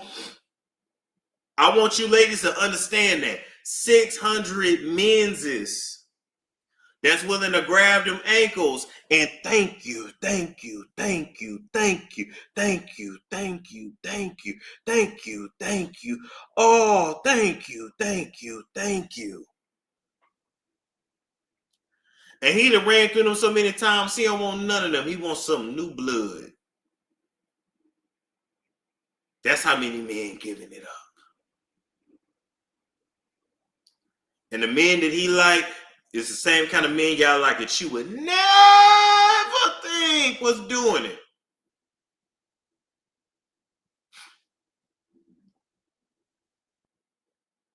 And you know how I know I also see this would get on my nerves. What are you doing? I ain't real fine. Good night. I would have told him, motherfucker, didn't I tell you I'm talking to my sister? Leave me alone. Go find you something to do. Ain't you rich? Is your ass that lonely?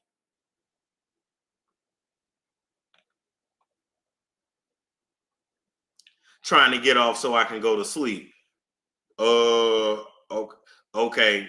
So you gonna talk to your boss about your masturbation habits, but you being assaulted. Trying to get off so I can go to sleep.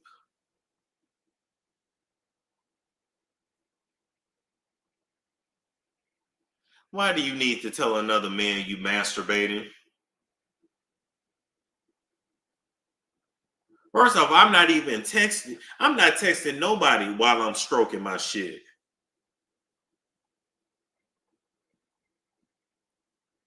You know, I'm not texting anybody. I'm on X. You know, and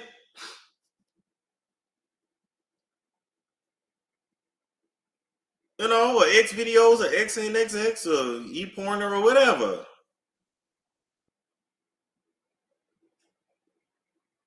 Not texting nobody while I'm stroking my shit. And by the time I finish, Well, now I gotta clean up because now I got all this, sticky stuff all over me.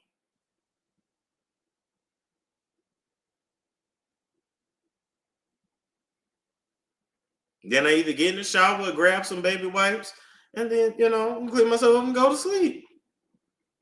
Oh, he may trying to get off the phone. Oh. Mm.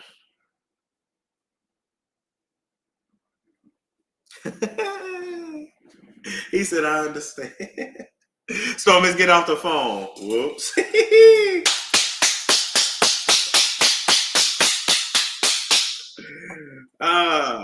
Now we talking about my masturbation habits.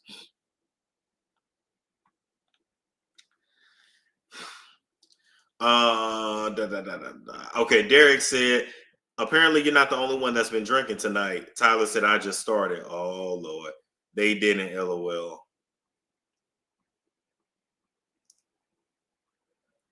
Okay, Tyler said, listen to me. If you let the cast know that you and I have a new friendship, then you are opening yourself up to a lot of questions and foolishness.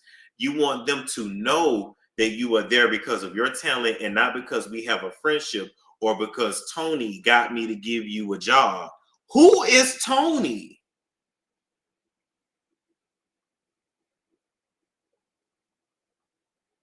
Wait, who is Tony?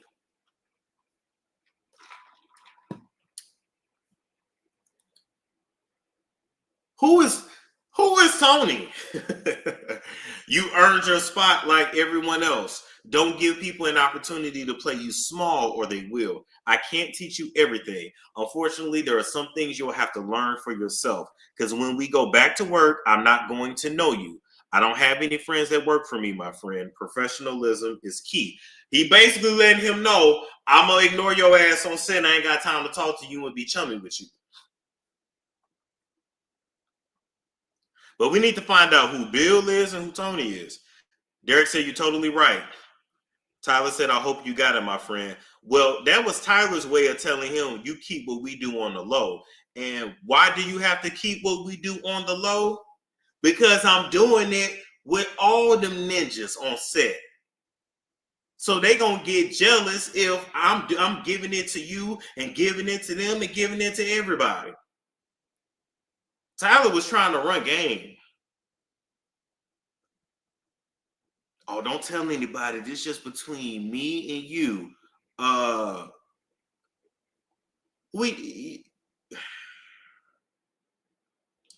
So that's the play. They make all their little hoes feel like they special. Got it.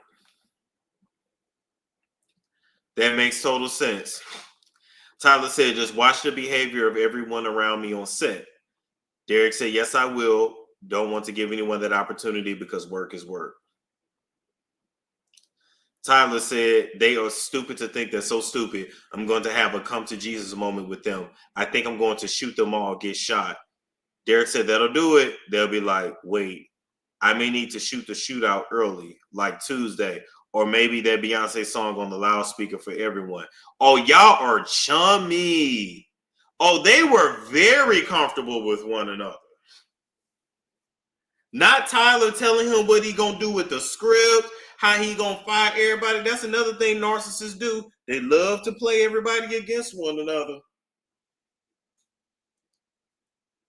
I mean, listen, I don't even need to read the lawsuit now. Or I might have to schedule another live and do that because we already been on here an hour and a half. But excuse me.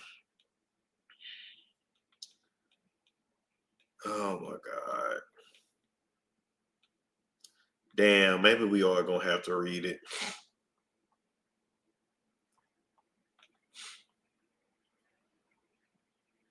Yeah, Christian Keys took his money and dipped. So far, without reading the lawsuit, number one, Tyler needs to go and cut him a check and make this go away. Number two, was Tyler being predatory? Yes. Was he trying to break this man and initiate him? Absolutely. What happened to believe all victims? Shit, shit. That too, you doing too much flirting back for me. And he definitely is vicarious.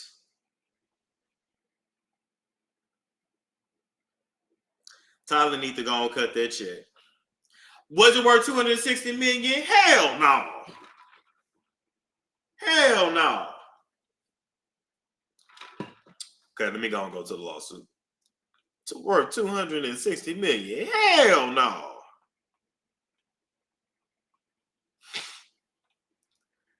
This a cool.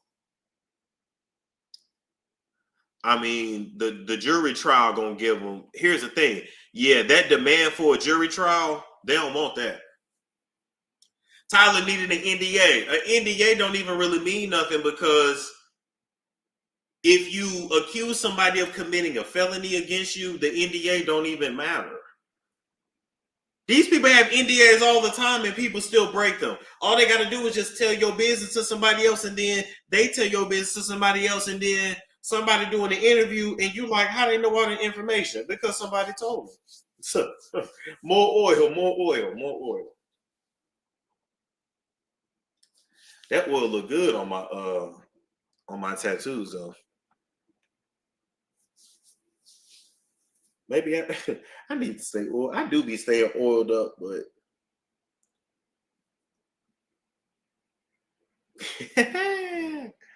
all right.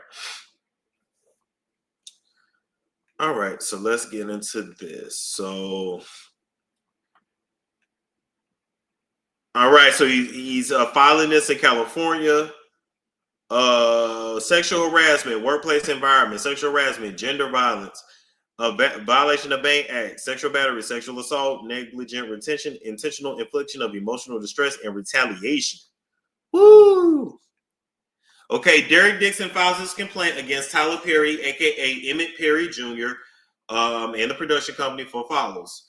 The following complaint is pled on information and belief. The case arises from a sustained pattern of workplace sexual harassment, assault, and retaliation perpetrated by Tyler Perry, a powerful media mogul, against plaintiff Derek Dixon, a professional actor and screenwriter. Okay, yes, I get my stuff. Okay. Mr. Perry is an American actor, filmmaker, and playwright who has built one of the most successful careers in the film and television industry.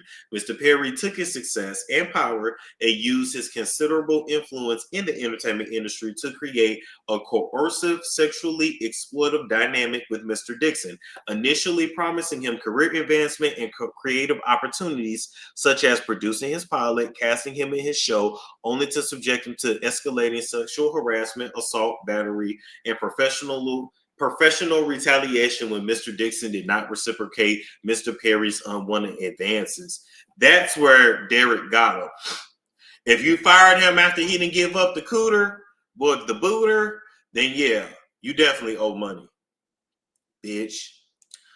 These events occurred while Mr. Dixon was employed as a series regular on the bullshit ass show, The Oval, and while Mr. Perry held direct control over his employment compensation and creative opportunities.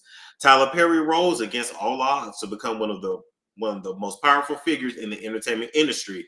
His success story, once a symbol of perseverance and self-made achievement, has now become a cautionary tale of how unchecked power, wealth, and influence can corrupt those who attain it. Among other contracts, Perry received a lucrative partnership with the Oprah Winfrey Network, and his net worth tops $1.36 billion.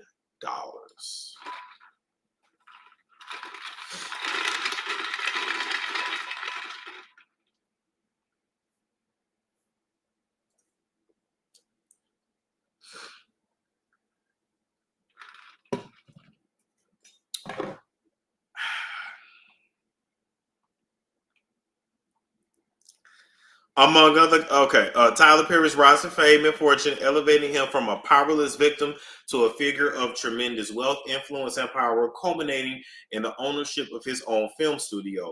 Rather than using his influence responsibly, Tyler Perry has engaged in a pattern of misconduct where he exploited his position of power.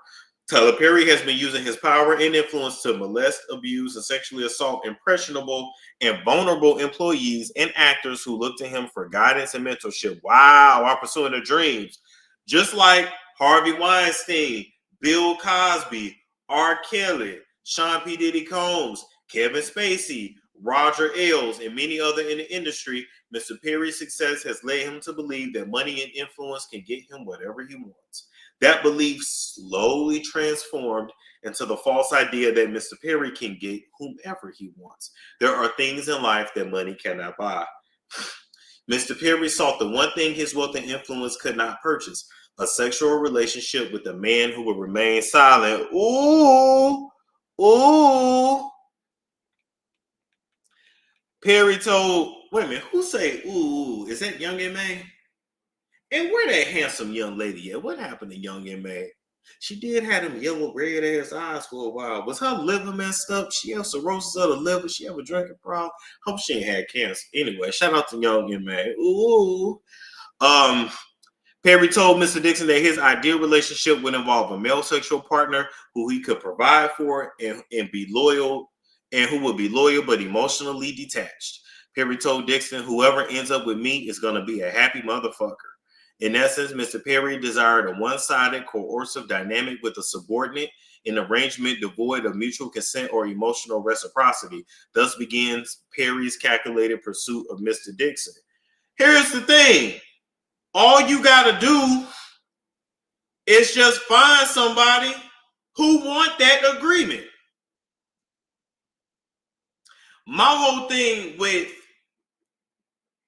with gay men who prefer this kind of relationship where the person is loyal to them, do what they say, they take care of everything, blah, blah, blah. You can't be cheap when you do that shit. You want somebody emotionally detached, but then you want to sit up and text them and woo them and court them. No, bitch. That's not emotionally detached. You a lonely old hoe. Tyler Perry is a lonely old hoe. Because if you were truly emotionally detached, you'd have been like, hey, you don't give that ass or no? You don't give me that throat or no? And when you would have said no, you would have moved on to the next because you're not emotionally attached.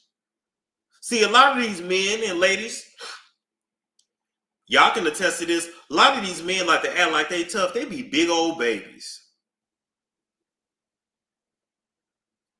They be big ass, these men be big ass babies. You want somebody to tend to your needs, but you talking about, can you share a room with Bill? Hell no.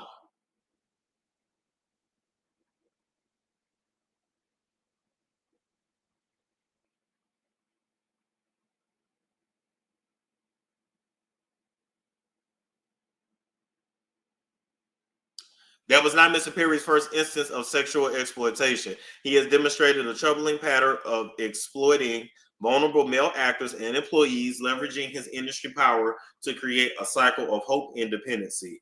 First, he offers aspiring actors the prospect of career-defining opportunities, roles that promise visibility and advancement. Then, once they are in his professional orbit, he uses the weight of his influence to ensnare them, positioning their success as contingent on meeting his demands in a quid pro quo sexual compromise. This pattern of behavior reveals a calculated use of professional power for sexual leverage. Using his influence, Mr. Perry provided vulnerable men with acting positions, roles, show contracts, cars, and money. Told y'all, once the object of his desire was hooked, Tyler Perry would then put them in fear of losing it all unless they engage in Mr. Perry's perverted desire for sexual gratification. Mr. Perry would easily kill off a character in a show of an actor who failed to indulge Perry's sexual advances. And that's what makes him a predator.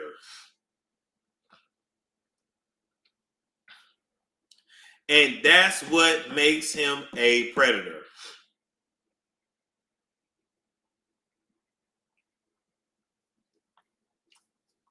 Oh yeah, he went from light skin to white skin. You, and your white friends. In one such exchange, Perry stated that he could fix things because the actors of of a show he was filming should all be scared because they are all shot at and we don't know who lives. Meaning that Tyler Perry was going to use this as a tool to gain compliance with his desires. Derek Dixon was Mr. Perry's sexual desire ever since they became acquainted. Dixon was working as a part of the event staff for a party hosted by Mr. Perry when Perry noticed him. Perry immediately offered Dixon the chance to audition for a part in one of his TV productions. Dixon agreed and was on set with Perry behind the camera for weeks in close quarters. During the time they were filming, Perry would send flirtatious text messages to Dixon. For example, in one message, Perry stated that he was jealous when he saw Dixon going on a walk with another man named Brad. In another text, Perry stated to Dixon, "What's it going to take for you to have guiltless sex? Have y'all found that yet in therapy? You can have freedom from religious guilt and still believe in Christ." Plaintiff carefully navigated a friendly demeanor to prevent the loss of income and opportunity on the one hand, and on the other, a firm boundary against Perry's advances. Often when Mr. Perry started drinking, he would demand more attention from plaintiff and would get more aggressive with his flirting.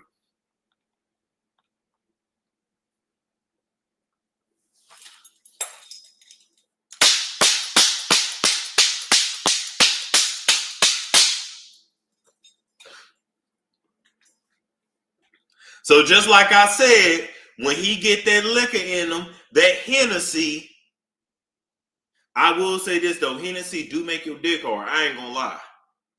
Hennessy make your shit like rock solid. I ain't even gonna hold y'all. I don't know what they put in that, but and I don't really do dark liquor because it turned me into somebody else, and then Javon comes out and I be Javon, I fully be Javon, and that shit makes me want to fuck and fight, and I beat on tables and shit. I beat my chest and shit. I rip my clothes off. It's a lot. It'd be a lot going on. And that's why I can't touch that Hennessy. I start smoking cigarettes. I don't smoke. Then I start wanting cigarettes. Then I start hearing the voice. Anyway. Yeah. His name's Javon Johnson. No, that's spiritual possession all day long. That's why we don't need to be touching that liquor. Yeah, oh yeah.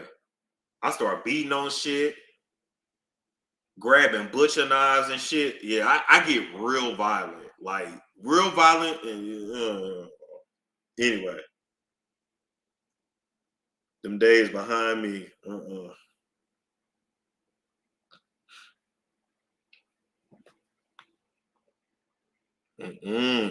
Listen, and not only do Javon smoke, he smoked menthol cigarettes. Menthol cigarettes. You know how black that is? Menthol cigarettes.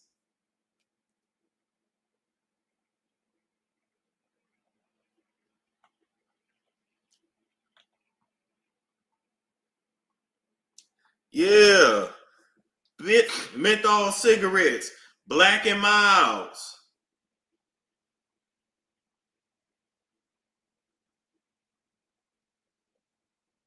I started pissing in public and shit. It just...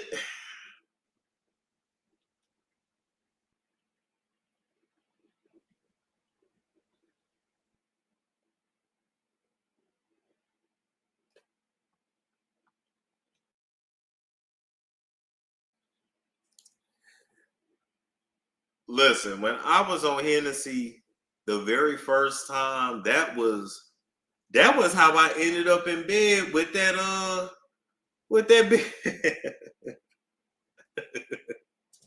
with that big girl. Now don't get me wrong, big backs get bent over. But this was a big bitch. And I was real slim. I was probably, oh my God, I was about 145 pounds.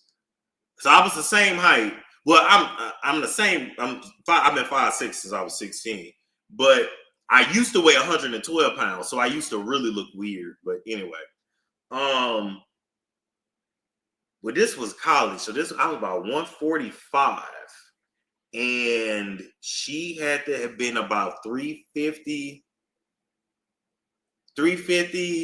6 feet tall. Was there a video of you dancing? It's a video of me.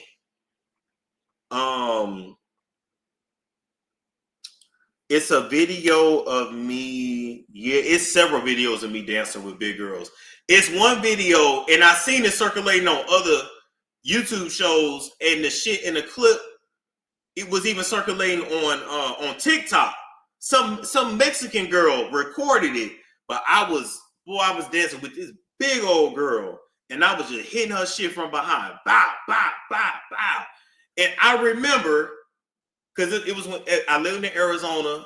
I forgot what bar that was. It was near Glendale, but I knew it was me from my body. I could tell it was me, and like I can get real low to the flow. Like y'all don't even know that about me. I got real strong knees and ankles, so I could get real low to the flow. And so I was up under that big ass girl, dancing real nasty. She probably had about 200 pounds on me, but y'all don't know, but I'm actually really strong. That's another story for another day. But yeah, I can't throw your ass around. We don't talk about that. That ain't the point. Yeah, but I got good knees. I can get real low. I can get real low to the flow, especially when I'm drunk. Then I get real flexible when I get drunk.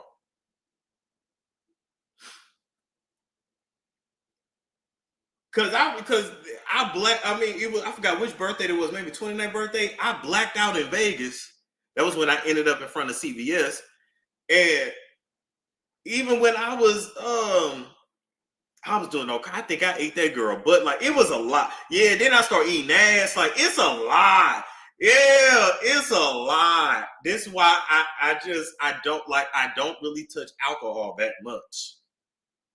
Because it make the real me come out, and I am nasty. That's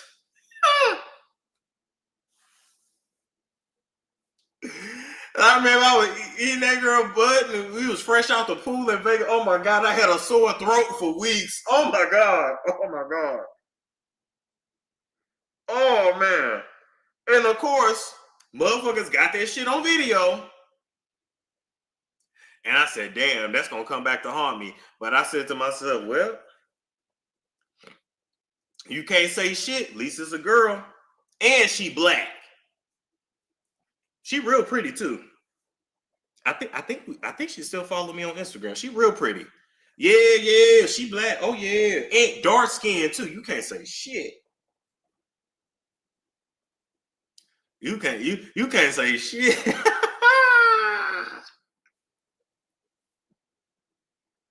I was like, please tell me that was a real woman. Oh, it was. Mm-hmm.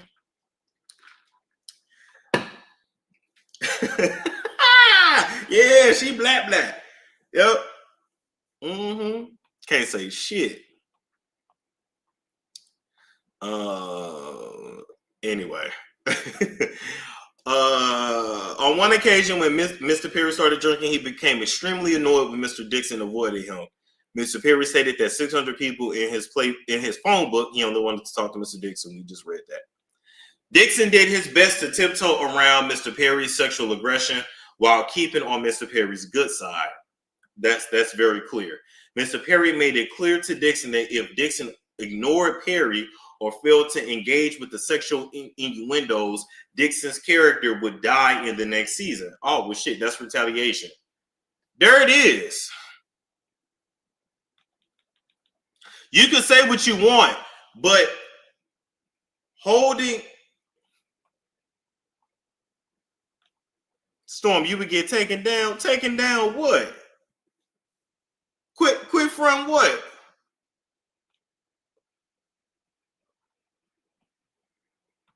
Astro Angelic.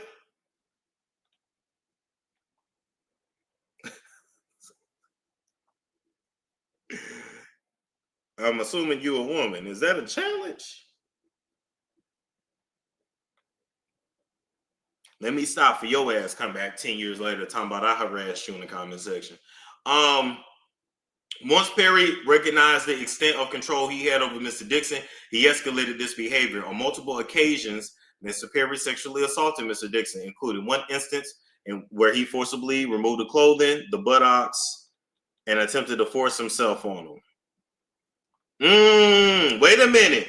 Mr. Dixon told a drunken Perry no and attempted to move Mr. Perry's hands, but Mr. Perry held tightly onto Dixon's wrist. Now that's assault. Mr. Dixon was only able to escape after de-escalating that situation by abruptly changing the subject.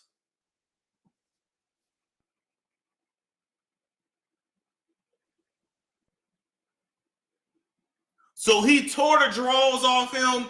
He held the wrist and he was going to force him down and take that shit. That's some prison shit right there.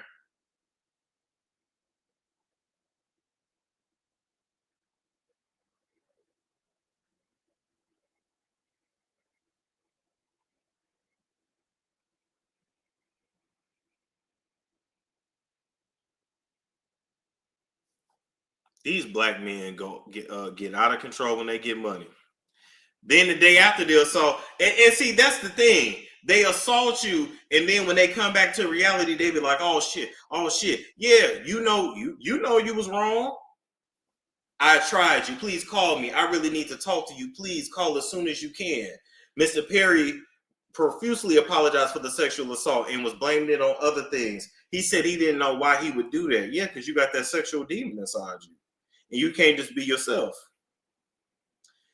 A lot of the damn, I be going through puberty. A lot of these men have great fantasies. I'm realizing too. But once again, even if they have that, they could just get somebody that's into that, but they don't want to do that. They want to.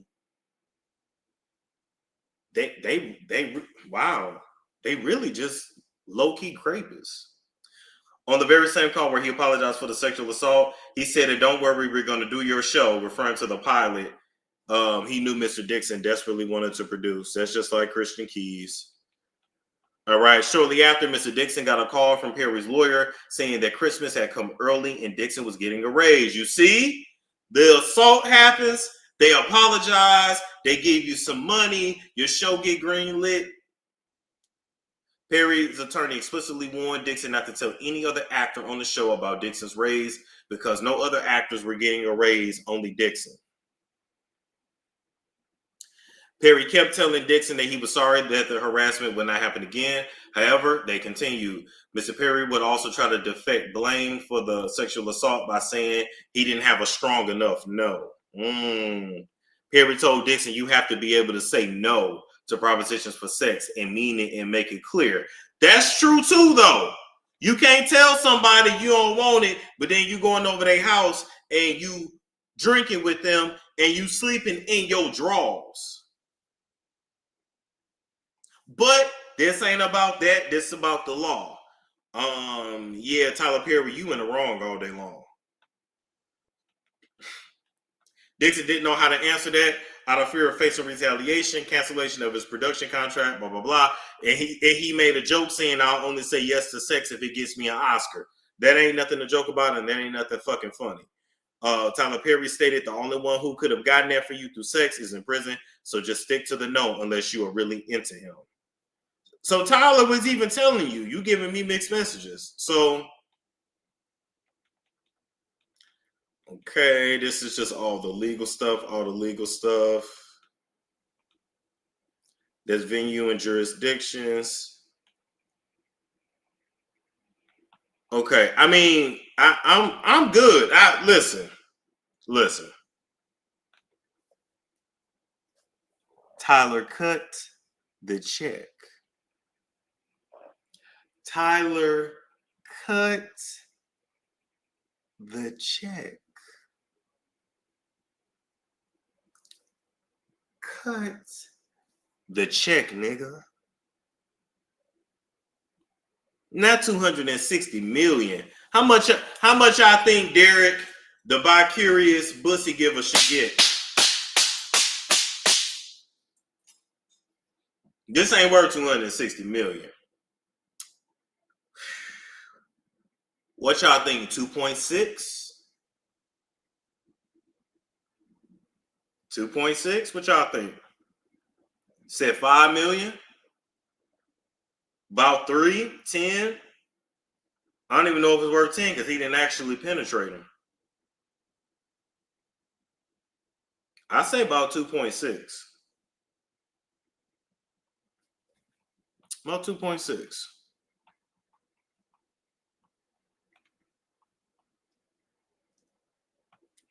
In or around September 2019, plaintiff worked for an event company called Legendary Events in Atlanta. I never heard of them. That was hired to organize defendant Perry's studio opening party. Plaintiff was recruited by Tony Conway, the owner of Legendary Events and close friend of Tyler Perry.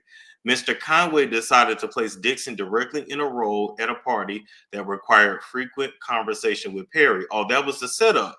So Tony was the setup. So let's look up Tony Conway. Tony Conway, Atlanta. Boom, here he is.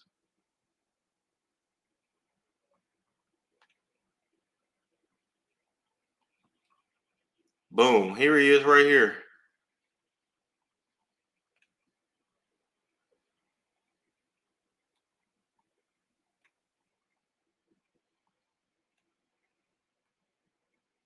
Oh, get this shit up. Oh my God. Oh my God. I hate when it. There we go. Bam. He looked gay too.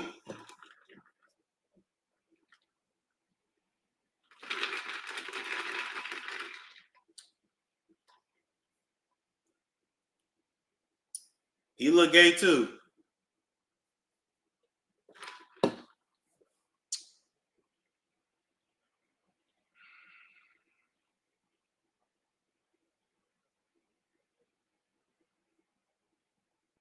I don't even think Tony is Tyler's first victim. I think they both on the same shit. You got to remember, all of this shit is y'all better hope Tyler Perry don't get hit with no damn Frico Rico like Diddy. You understand? Tony Conway, known for being the mastermind of Atlanta's most prestigious and glamorous events, Tony has remained a force to be reckoned with for 4 decades. All right, full service special events company. That means a lot of things. Okay, event planner on the Steve Harvey show. He did Steve's daughter's Carly's wedding and the hour-long primetime special Too Darn Hot on the OWN network. So he's worked with Oprah, Steve Harvey, Tyler Perry, the Gay Mafia, pretty much. Now he does some beautiful events.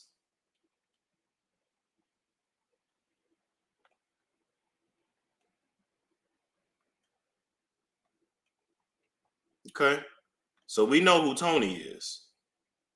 Yeah, literally wedding planner. Yes. So we know who Tony is.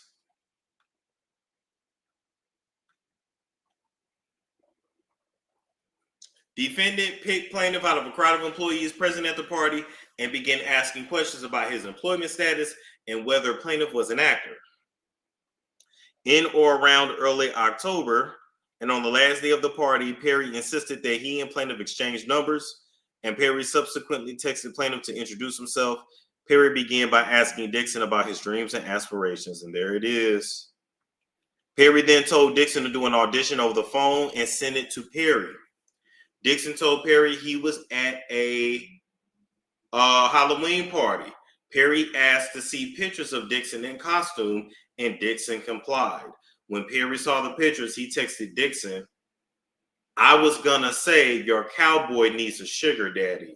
You look great. You're just lacking costume parts. Sorry, don't want to offend." Dixon responded, "Not at all. So true. Half-ass costume." To which Perry replied, "What's true? Cowboy needs a sugar daddy," implying that Perry wanted to be Dixon's sugar daddy. Dixon quickly shut down those comments by reiterating what he said earlier, that the truth was he was lacking costume parts. So immediately got him to send pictures and videos.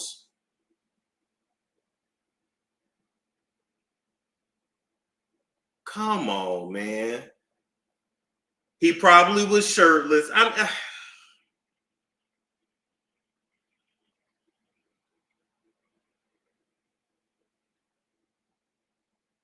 What's Tony's part in that though? Getting him the men. All this shit works like an enterprise. You get you okay. I host these events, so I need you to bring in people to be the bartenders, to be the servers. But you know how I want my people to look. Boom, it's Atlanta. Most people in Atlanta trying to be some kind of entertainer, whether they're a stripper, an actor, a singer, a rapper, whatever. Boom, you bring them in. Oh, what you do? Blah, blah, blah. I do this. I do that. It's a network.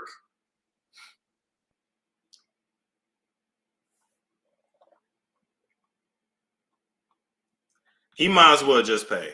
Just pay, because this is a lot.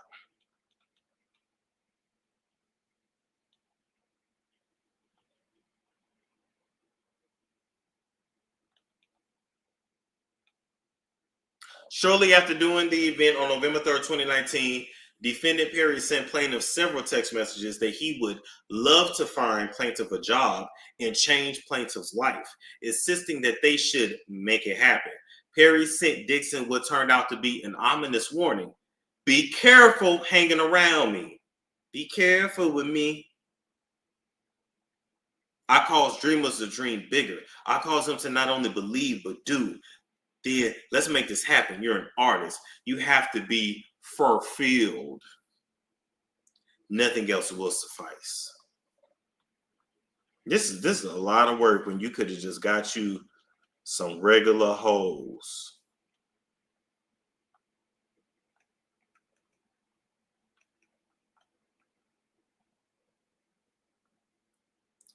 On New Year's Eve 2019, Tyler Perry texted Dixon, I can't tell you the last time I pumped gas or went to the supermarket or fly a commercial or packed a bag or had good sex. It was before I was rich. What? And you know what? That ain't nothing but him running game. If y'all believe Tyler Perry ain't had no good pussy since 2019, man, since before he got rich, man, you crazy. That's what you tell all the girls. You tell all the girls that. Tyler, he is so weird and he's such a loser.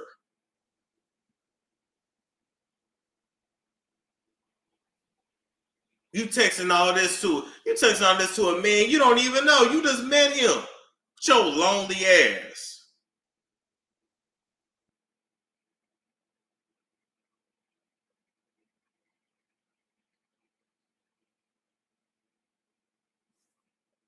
He was a dusty. Yep. He was a dusty. Yep.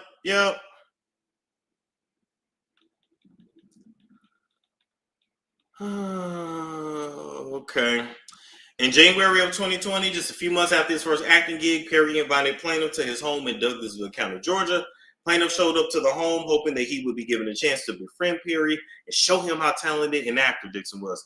At Perry's home, Dixon was served many alcoholic drinks, which also Perry partook in. Dixon felt that Perry was genuinely interested in Dixon's talents. He didn't give a damn about that. He wanted that bussard. Perry made no sexual advantages while they were drinking, and the conversation was friendly. At the end of the night, Perry told Dixon not to drive home. He said it was dangerous and that Dixon was too inebriated to drive home. Dixon agreed and was escorted to a separate guest room, not knowing that this was a ruse to allow Perry to assault Dixon. Dixon was tired and did not have pajamas, so he got into bed only wearing underwear. But before he knew what was happening, Dixon... This is so bad. Before he knew what was happening, Dixon felt someone else slip in the bed behind him, start rubbing on his body around his inner thigh in a highly sexual and suggestive manner. He turned around and saw that Perry was in bed with him. At this point, Dixon's stomach started to turn and he began feeling nauseous. Instinctively, he jumped out of bed and told Tyler that he wasn't that sexual. Tyler Perry ignored the comments and told Dixon to turn around so he could see him naked in his underwear. Perry then commented on how beautiful Dixon's body was. What?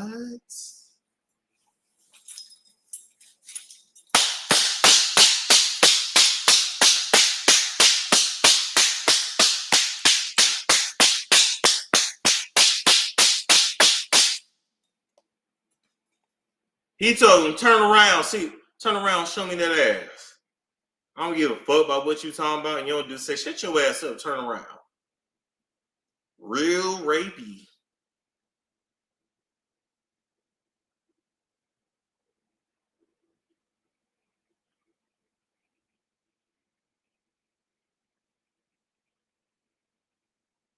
Yeah, you know his breath was hot, Oracle. Breath was hot, probably sweaty, stank. Could you imagine being in bed with Medea? I wonder what Tyler Perry was wearing. Shit. Probably next to nothing. Dixon once again told Perry that he was not into sex. Dixon kept informing Perry that he was not into sex in order to keep Perry at bay, while at the same time not assaulting the person who was dangling his career in front of them. Fuck all of that. I'll go work at UPS before I put up with this shit. Just to be an actor. I don't want to lose my job. Man, go get a job.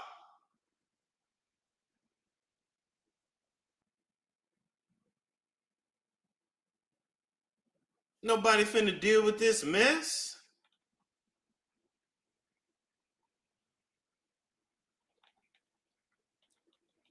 Okay. Bye. We read all that. Okay, we read all that too. We read all that. We read all that. Okay, wait.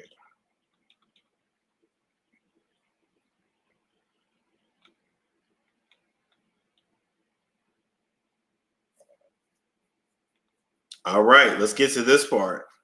Now, this was during Carisha 19.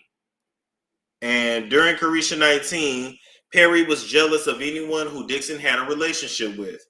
Perry told Dixon that if Dixon got Carisha 19 from his roommate at the time, damn, he had a roommate in Atlanta. Dixon would not, before the parallelogram, rent was $1,200. Dixon would not be able to shoot the oval. Perry encouraged Dixon to move into one of the on-set studio houses owned by Perry, where Perry would have more control over Dixon's whereabouts. Okay,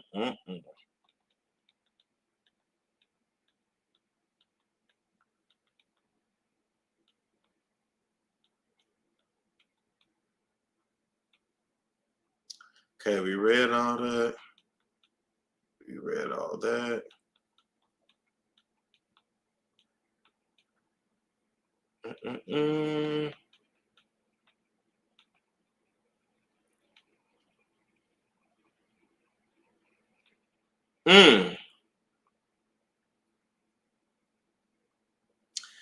These are things Tyler said to him.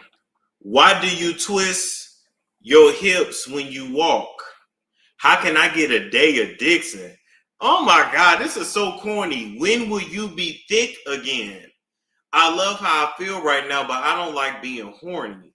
I feel sorry for the first person who flirts with me. I've been trying to put that energy somewhere else, but everything is sexual on this stuff. The snake across the table made me think of a Nicki Minaj video for her song Anaconda. Oh my God. So the snake got him thinking of dick. I will gladly choke you right now. Damn, he like to choke them. Damn, he like a choking stroke. A suggestion that Dixon should get braces behind his teeth, but that plaintiff would have to give up BJ's and that it could be dangerous for Dixon's partner, especially if they're not circumcised. Okay, so Derek is definitely gay or bi. Okay, that's when you were thick Derek, fun Derek, drunk Derek before Carisha Derek. I miss him just without a butt. Thick Derek would have worked them pants. Damn! All this about the butt! Damn, if there's one thing a black man is a fool for, he a fool for a big ass.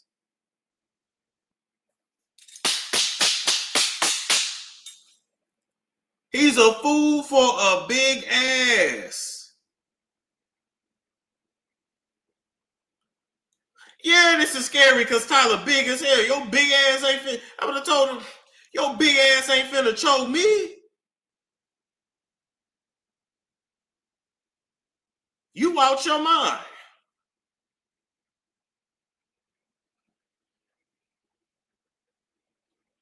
Been to choke the fucking life out you fucking with him.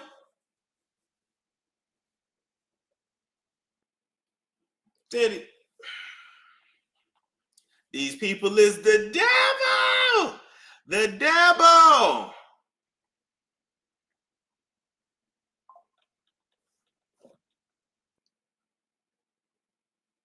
Okay, somebody texted me. Messaging me. Who was this? Okay. All right. They really be sending me some bullshit. What is this?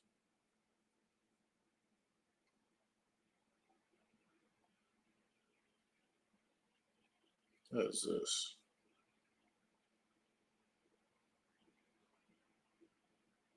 Okay. Back to this.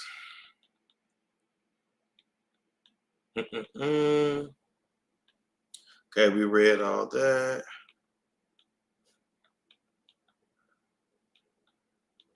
All right. As soon as it was a violent assault. Okay, let's go back.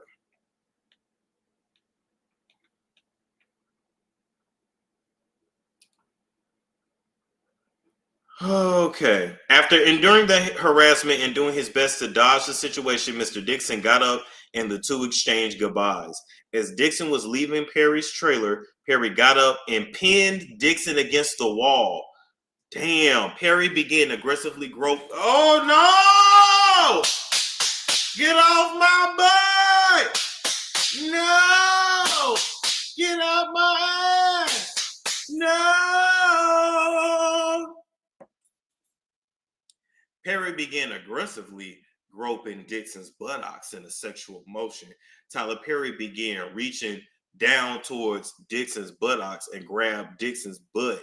This is a whole lot of butt in a strong sexual manner that could not have been a mere accident. Dixon stole frozen in horror and could not reciprocate or fight back.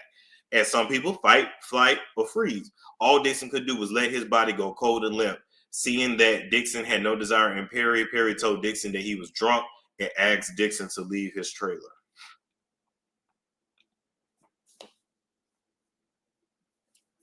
Straight booty bandit.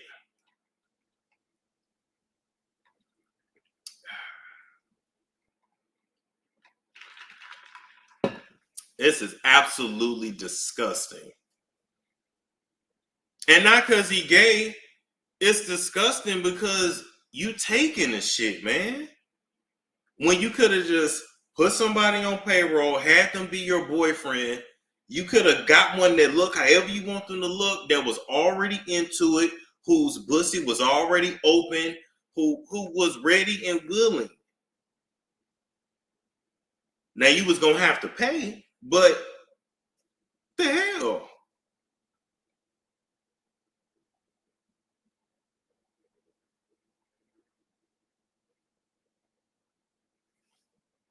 And men don't understand that this is the danger that women face every day. Every day, y'all at risk of a man taking advantage of y'all. But men act like they don't understand. Like, put yourself in their position. If it's anything the gay community do, They help you have empathy for women. Because you be like, damn, is this what women go through?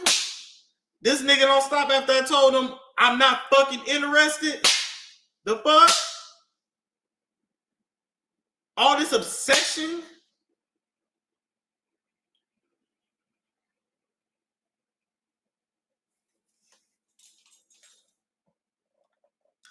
Tyler, cut the check.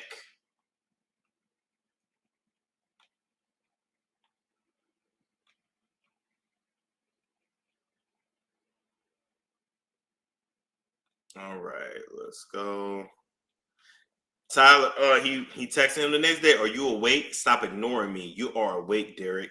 Wake up. I know you're not sleeping. Give me attention. Ew. Oh God, you're such a loser. In or around, I'm more upset that disgust me, bitch. In or around early October 2020, Perry invited Dixon and other actors from the Oval on a cash trip to Perry's personal island in the Bahamas. They always going to an island. Dixon knew, as did everyone else on the show, that declining to go on this trip might cause Perry to erase you from the show. Dixon agreed to go, knowing that the whole cast was going to be there. Oh my God.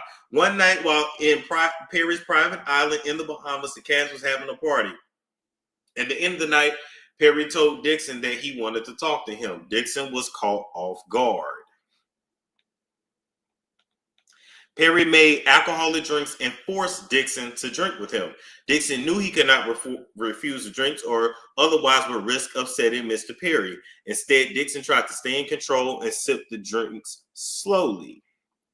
Tyler did not control himself. He drank until it was clear that the alcohol had made him bold and sexually aggressive. And then Perry told Dixon he wanted a relationship with someone who would be emotionally and sexually available to him, but also be permissive of Perry having his own relationship with someone else. Perry could also see himself having that type of relationship with Dixon. Perry insisted Dixon needed to be with someone rich because Dixon liked nice things. Perry told Dixon that he was watching all the cast as they laid out in the sun with tanning oil. Perry continued raving about how seeing Dixon greased up like that was driving him crazy. Tyler said he would have burnt down the whole island if any one of the actors or the group or anyone else from the group had touched Dixon that night.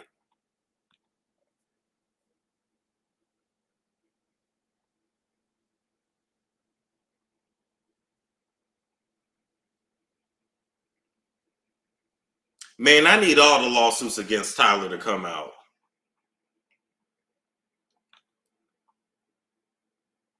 He once again aggressively seized Dixon and groped his buttocks. Dixon once again did not reciprocate and froze. Perry got the message and told Dixon to go to bed. Dixon, like, this is crazy. Like, you ain't my motherfucking dad. You know what? I'm not meant to be around this shit. If this is what you got to do to make it, it ain't for me. Well, first off, I wouldn't have went on a trip. I'm a funny acting ass nigga. I wouldn't have went on that trip because I already would have knew what was up. The fuck? If I gotta fight you off my ass in the trailer, hold up, I want y'all to think. If I gotta fight you off my booty in the trailer, I'm not finna, I know that's bad grammar, but I'm not finna go to your private island. You should have socked him in his face like Lance Gross did. That's what you should have did, Derek. You should have knocked that nigga on his ass just like Lance did, and he would have got the motherfucking picture. I bet you Tyler didn't try that shit with Michael J. White. I bet you he didn't try that with. Hold up.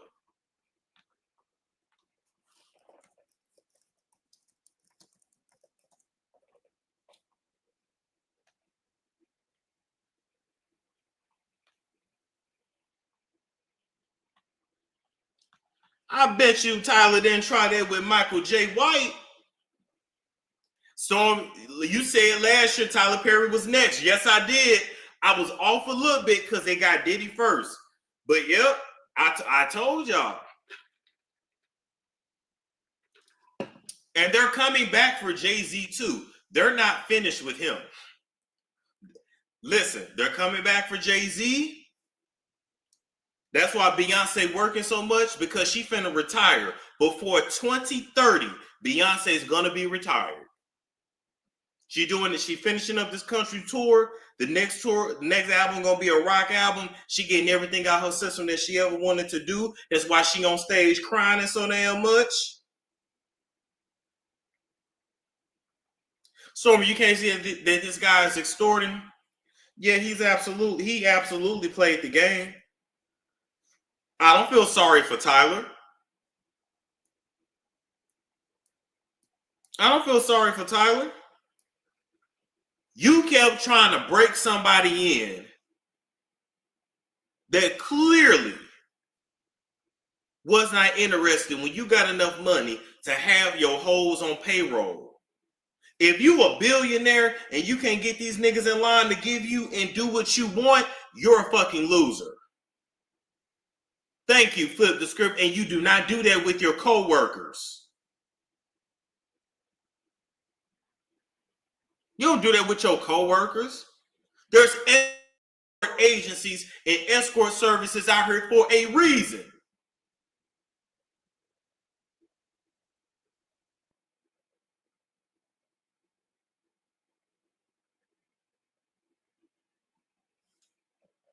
You don't do that mess. All of these damn leaders never see when Wonder Bread be setting their ass up.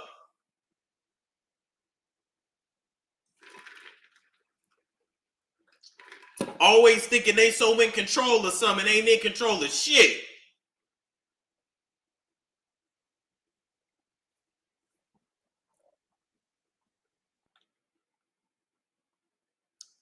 In one exchange, Perry sent pictures of himself from the Bahamas to Dixon.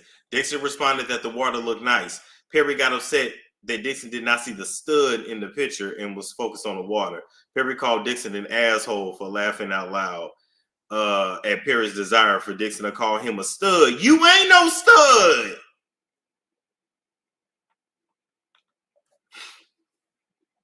Tyler, I'm here to let you know, if nobody else did, you ain't cute.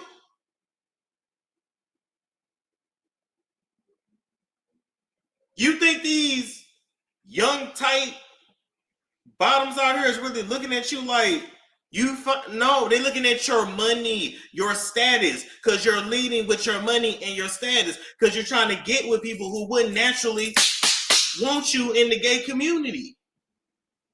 Oh, you don't see this stud? No, the fuck I don't.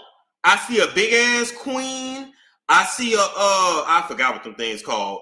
And then I see clear water and clear blue sky. That's what I see.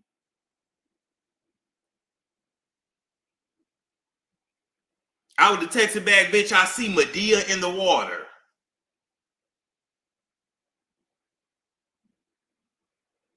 You got all this money and you Tyler Perry and men still don't want you. And that's what eat your ass alive at night. They didn't want you when you was broke, and they ain't want you now that you done made it. You gotta pay for it. Losing it all for some cheeks, and white cheeks at that. It don't matter if it's attached to a man or a woman. What that white skin, you and your white friends mess up these black men every single time. That's their kryptonite.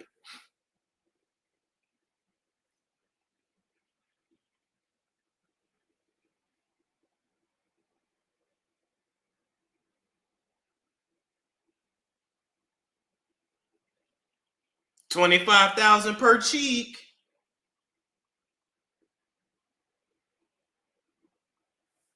And Ricky Smiley ain't no different neither. Because they said that girl that he got them twins by, that he claimed he didn't know, he knew them with his damn kids the whole time. But allegedly he had been ducking on that girl for years. But we gonna leave that there. We'll talk about the rest of that on the website this week.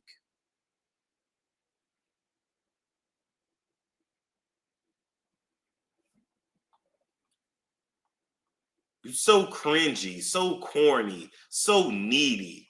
You need therapy, ho.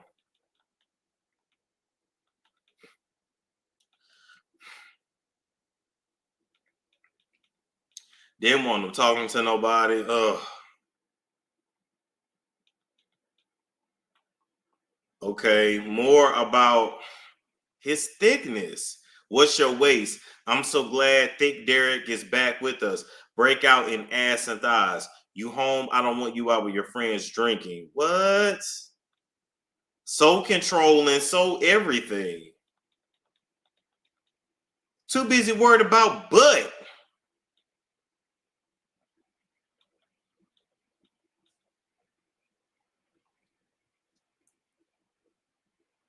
Okay, boom. Here's another one. After several weeks of sexual innuendos and demands for attention, Perry lashed out at Dixon on set and asked if he needed to punch Dixon in the stomach for Dixon to act the way Perry envisioned in the scene. This exchange was highly tense, and Perry's reaction stunned several cast members. Actors on set consoled Dixon for the abrasive interaction, confused as to why Perry overreacted in such a manner. But Dixon knew that Perry was lashing out due to his frustration and lack of attention Dixon was giving him. And Derek, you should have told him, you should have said, bitch, if you punch me in my stomach, that's going to be the last thing you do, ho. What you should have said, Derek, even if you wasn't no fighter, you should have told him, oh, you punch me in my stomach, I'm going to stab you in yours. That's what you should have told him. And then you should have got your shit and walked off set and never went back.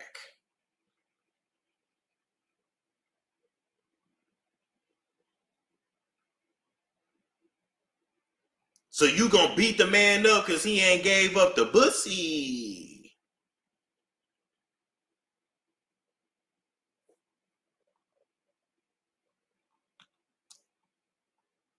They know who to do that to. They know who to try. I swear for God they do.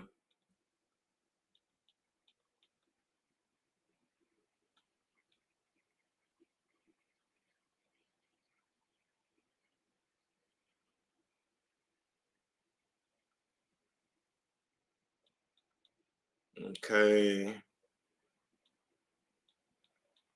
Okay, we already talked about that.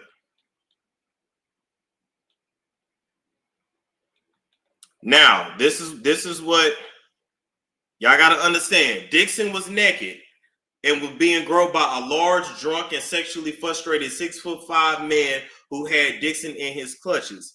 Dixon did not know if he was going to have to get into a physical fight. You should have been fought that nigga.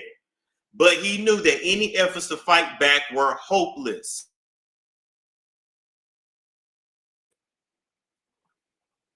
Perry had armed security at his gates, was much larger than Dixon, and told Dixon that he had several guns in his home.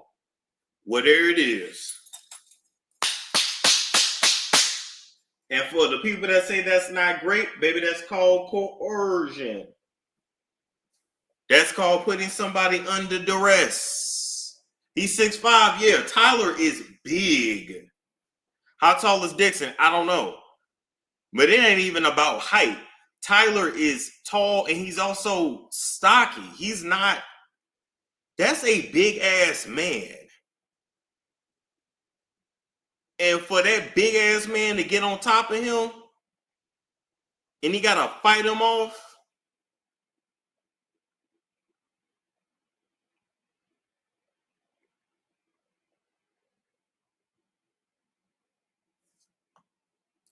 So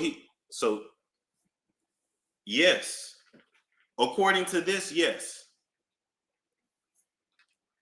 Y'all don't want to call it that, but that's what it is. I bet Derek was scared. Here's the problem though. After the first time, he should have never went back. Okay, he got you that first time. Okay. You don't go back. I ain't going to your house. I ain't drinking with you. I ain't doing none of that. Oh, well, you can't be in none of my shows. Okay, well, fuck it and feed you beans. Okay. He said something. My thing is, they always afraid of getting fired or somebody taking something from him. Like, okay, cool. Oh, you will never work in this town again. Okay. I'll quit.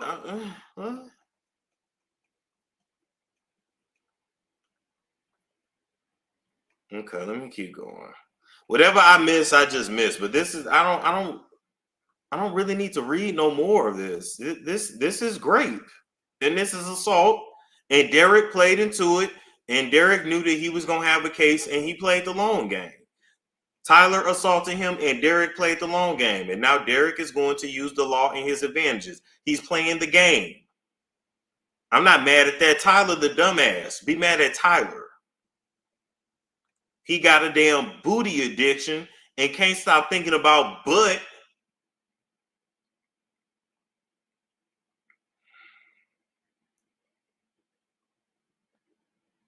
This is ridiculous.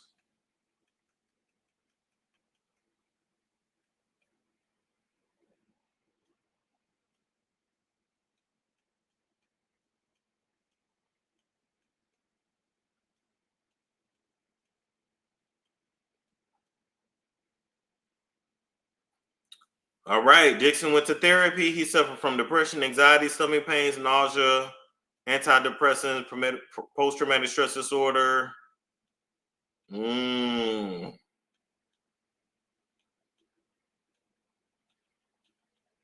Okay, Dixon was receiving a guaranteed raise from $10,000 an episode to $16,000 an episode, then $19,000 an episode.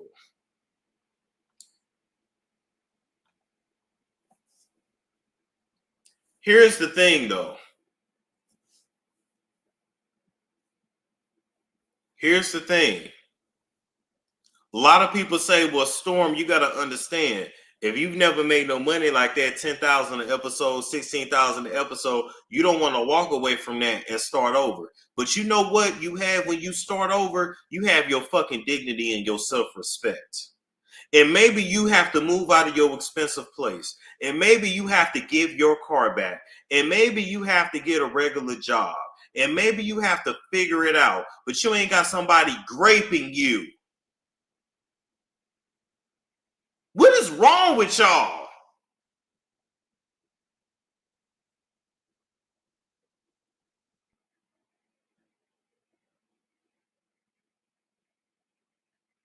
I understand being hungry. I understand being naive. And somebody might get you the first time.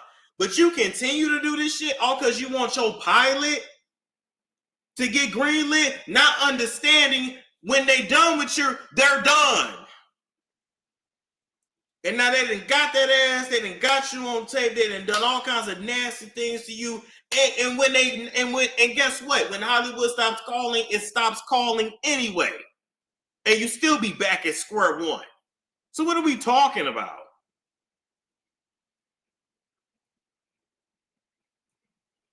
Now, if you somebody that don't care about selling your body for money, that's different. That's an equal exchange. That's an exchange.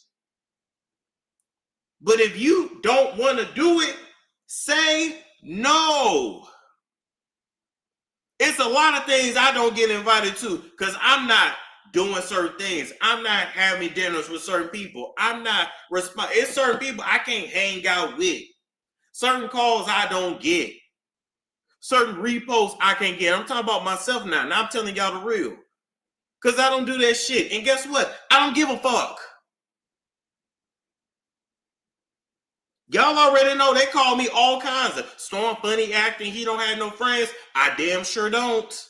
Not none y'all would ever see or know about. I damn sure don't.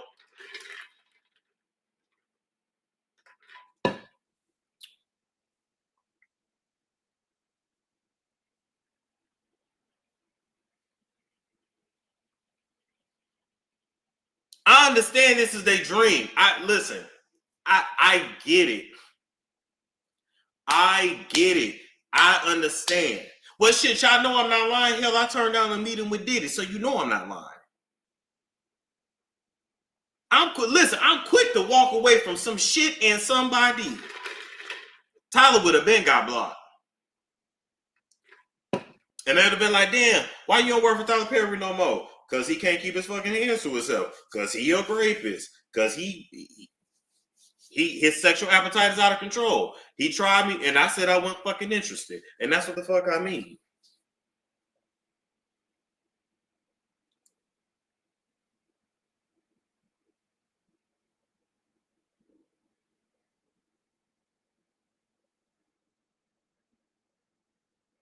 What happened? Listen, they might have, I don't know. They might have got paid. Who knows? Who knows? I was all excited to do that, but you know what? It is what it is. Then again, maybe the people that was going to talk, they dropped out. I don't know. I know I'm not opening up my platform to nobody no more. Now, no, I'm good. Holla at me when that shit done. If I don't know, you know.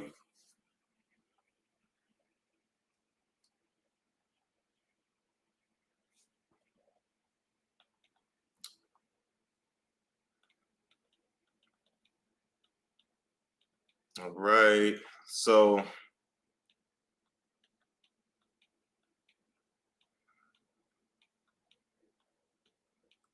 anyway, this is how he messed up his career. Okay, so I'm done. She's been to her almost 3 hours. Long story short,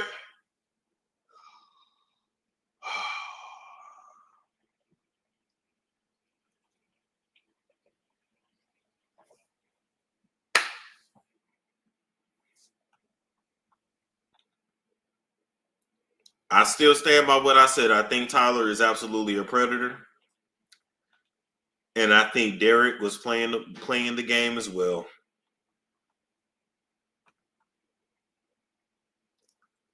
And people wonder why I stay my ass on YouTube. Shit.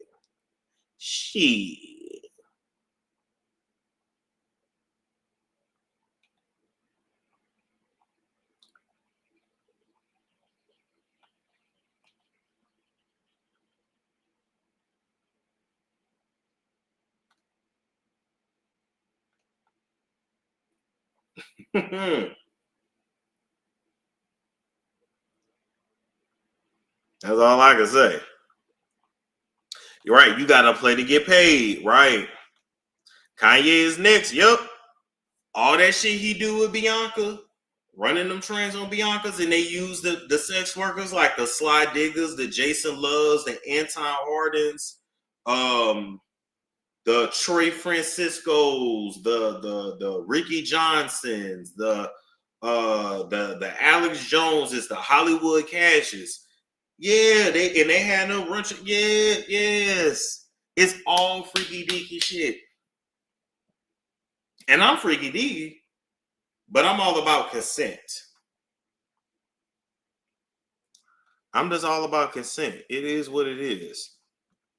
If somebody want to get freaky with you, they do. If they don't, they don't. And no mean no.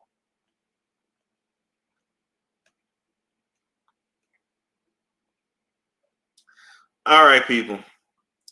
Like, comment, subscribe, share if you care. Okay. Make sure you got your subscription. Because now that I'm back in town, we going to be back over there on the website this week. Stay tuned. Even if you're not subscribed, just make sure you put your email in so you can still get notifications. Okay. I got to put up the story about the female rapper who is a legend. And that's all I can say over here because you won't have to get the rest over there. It's a story from the 90s or late 90s. And y'all going to have to get it over there. And she's from the tri-state area. That's all I can say. And yeah, like, comment, subscribe, share if you can. I will catch you all later. It's a storm show. It's a storm show.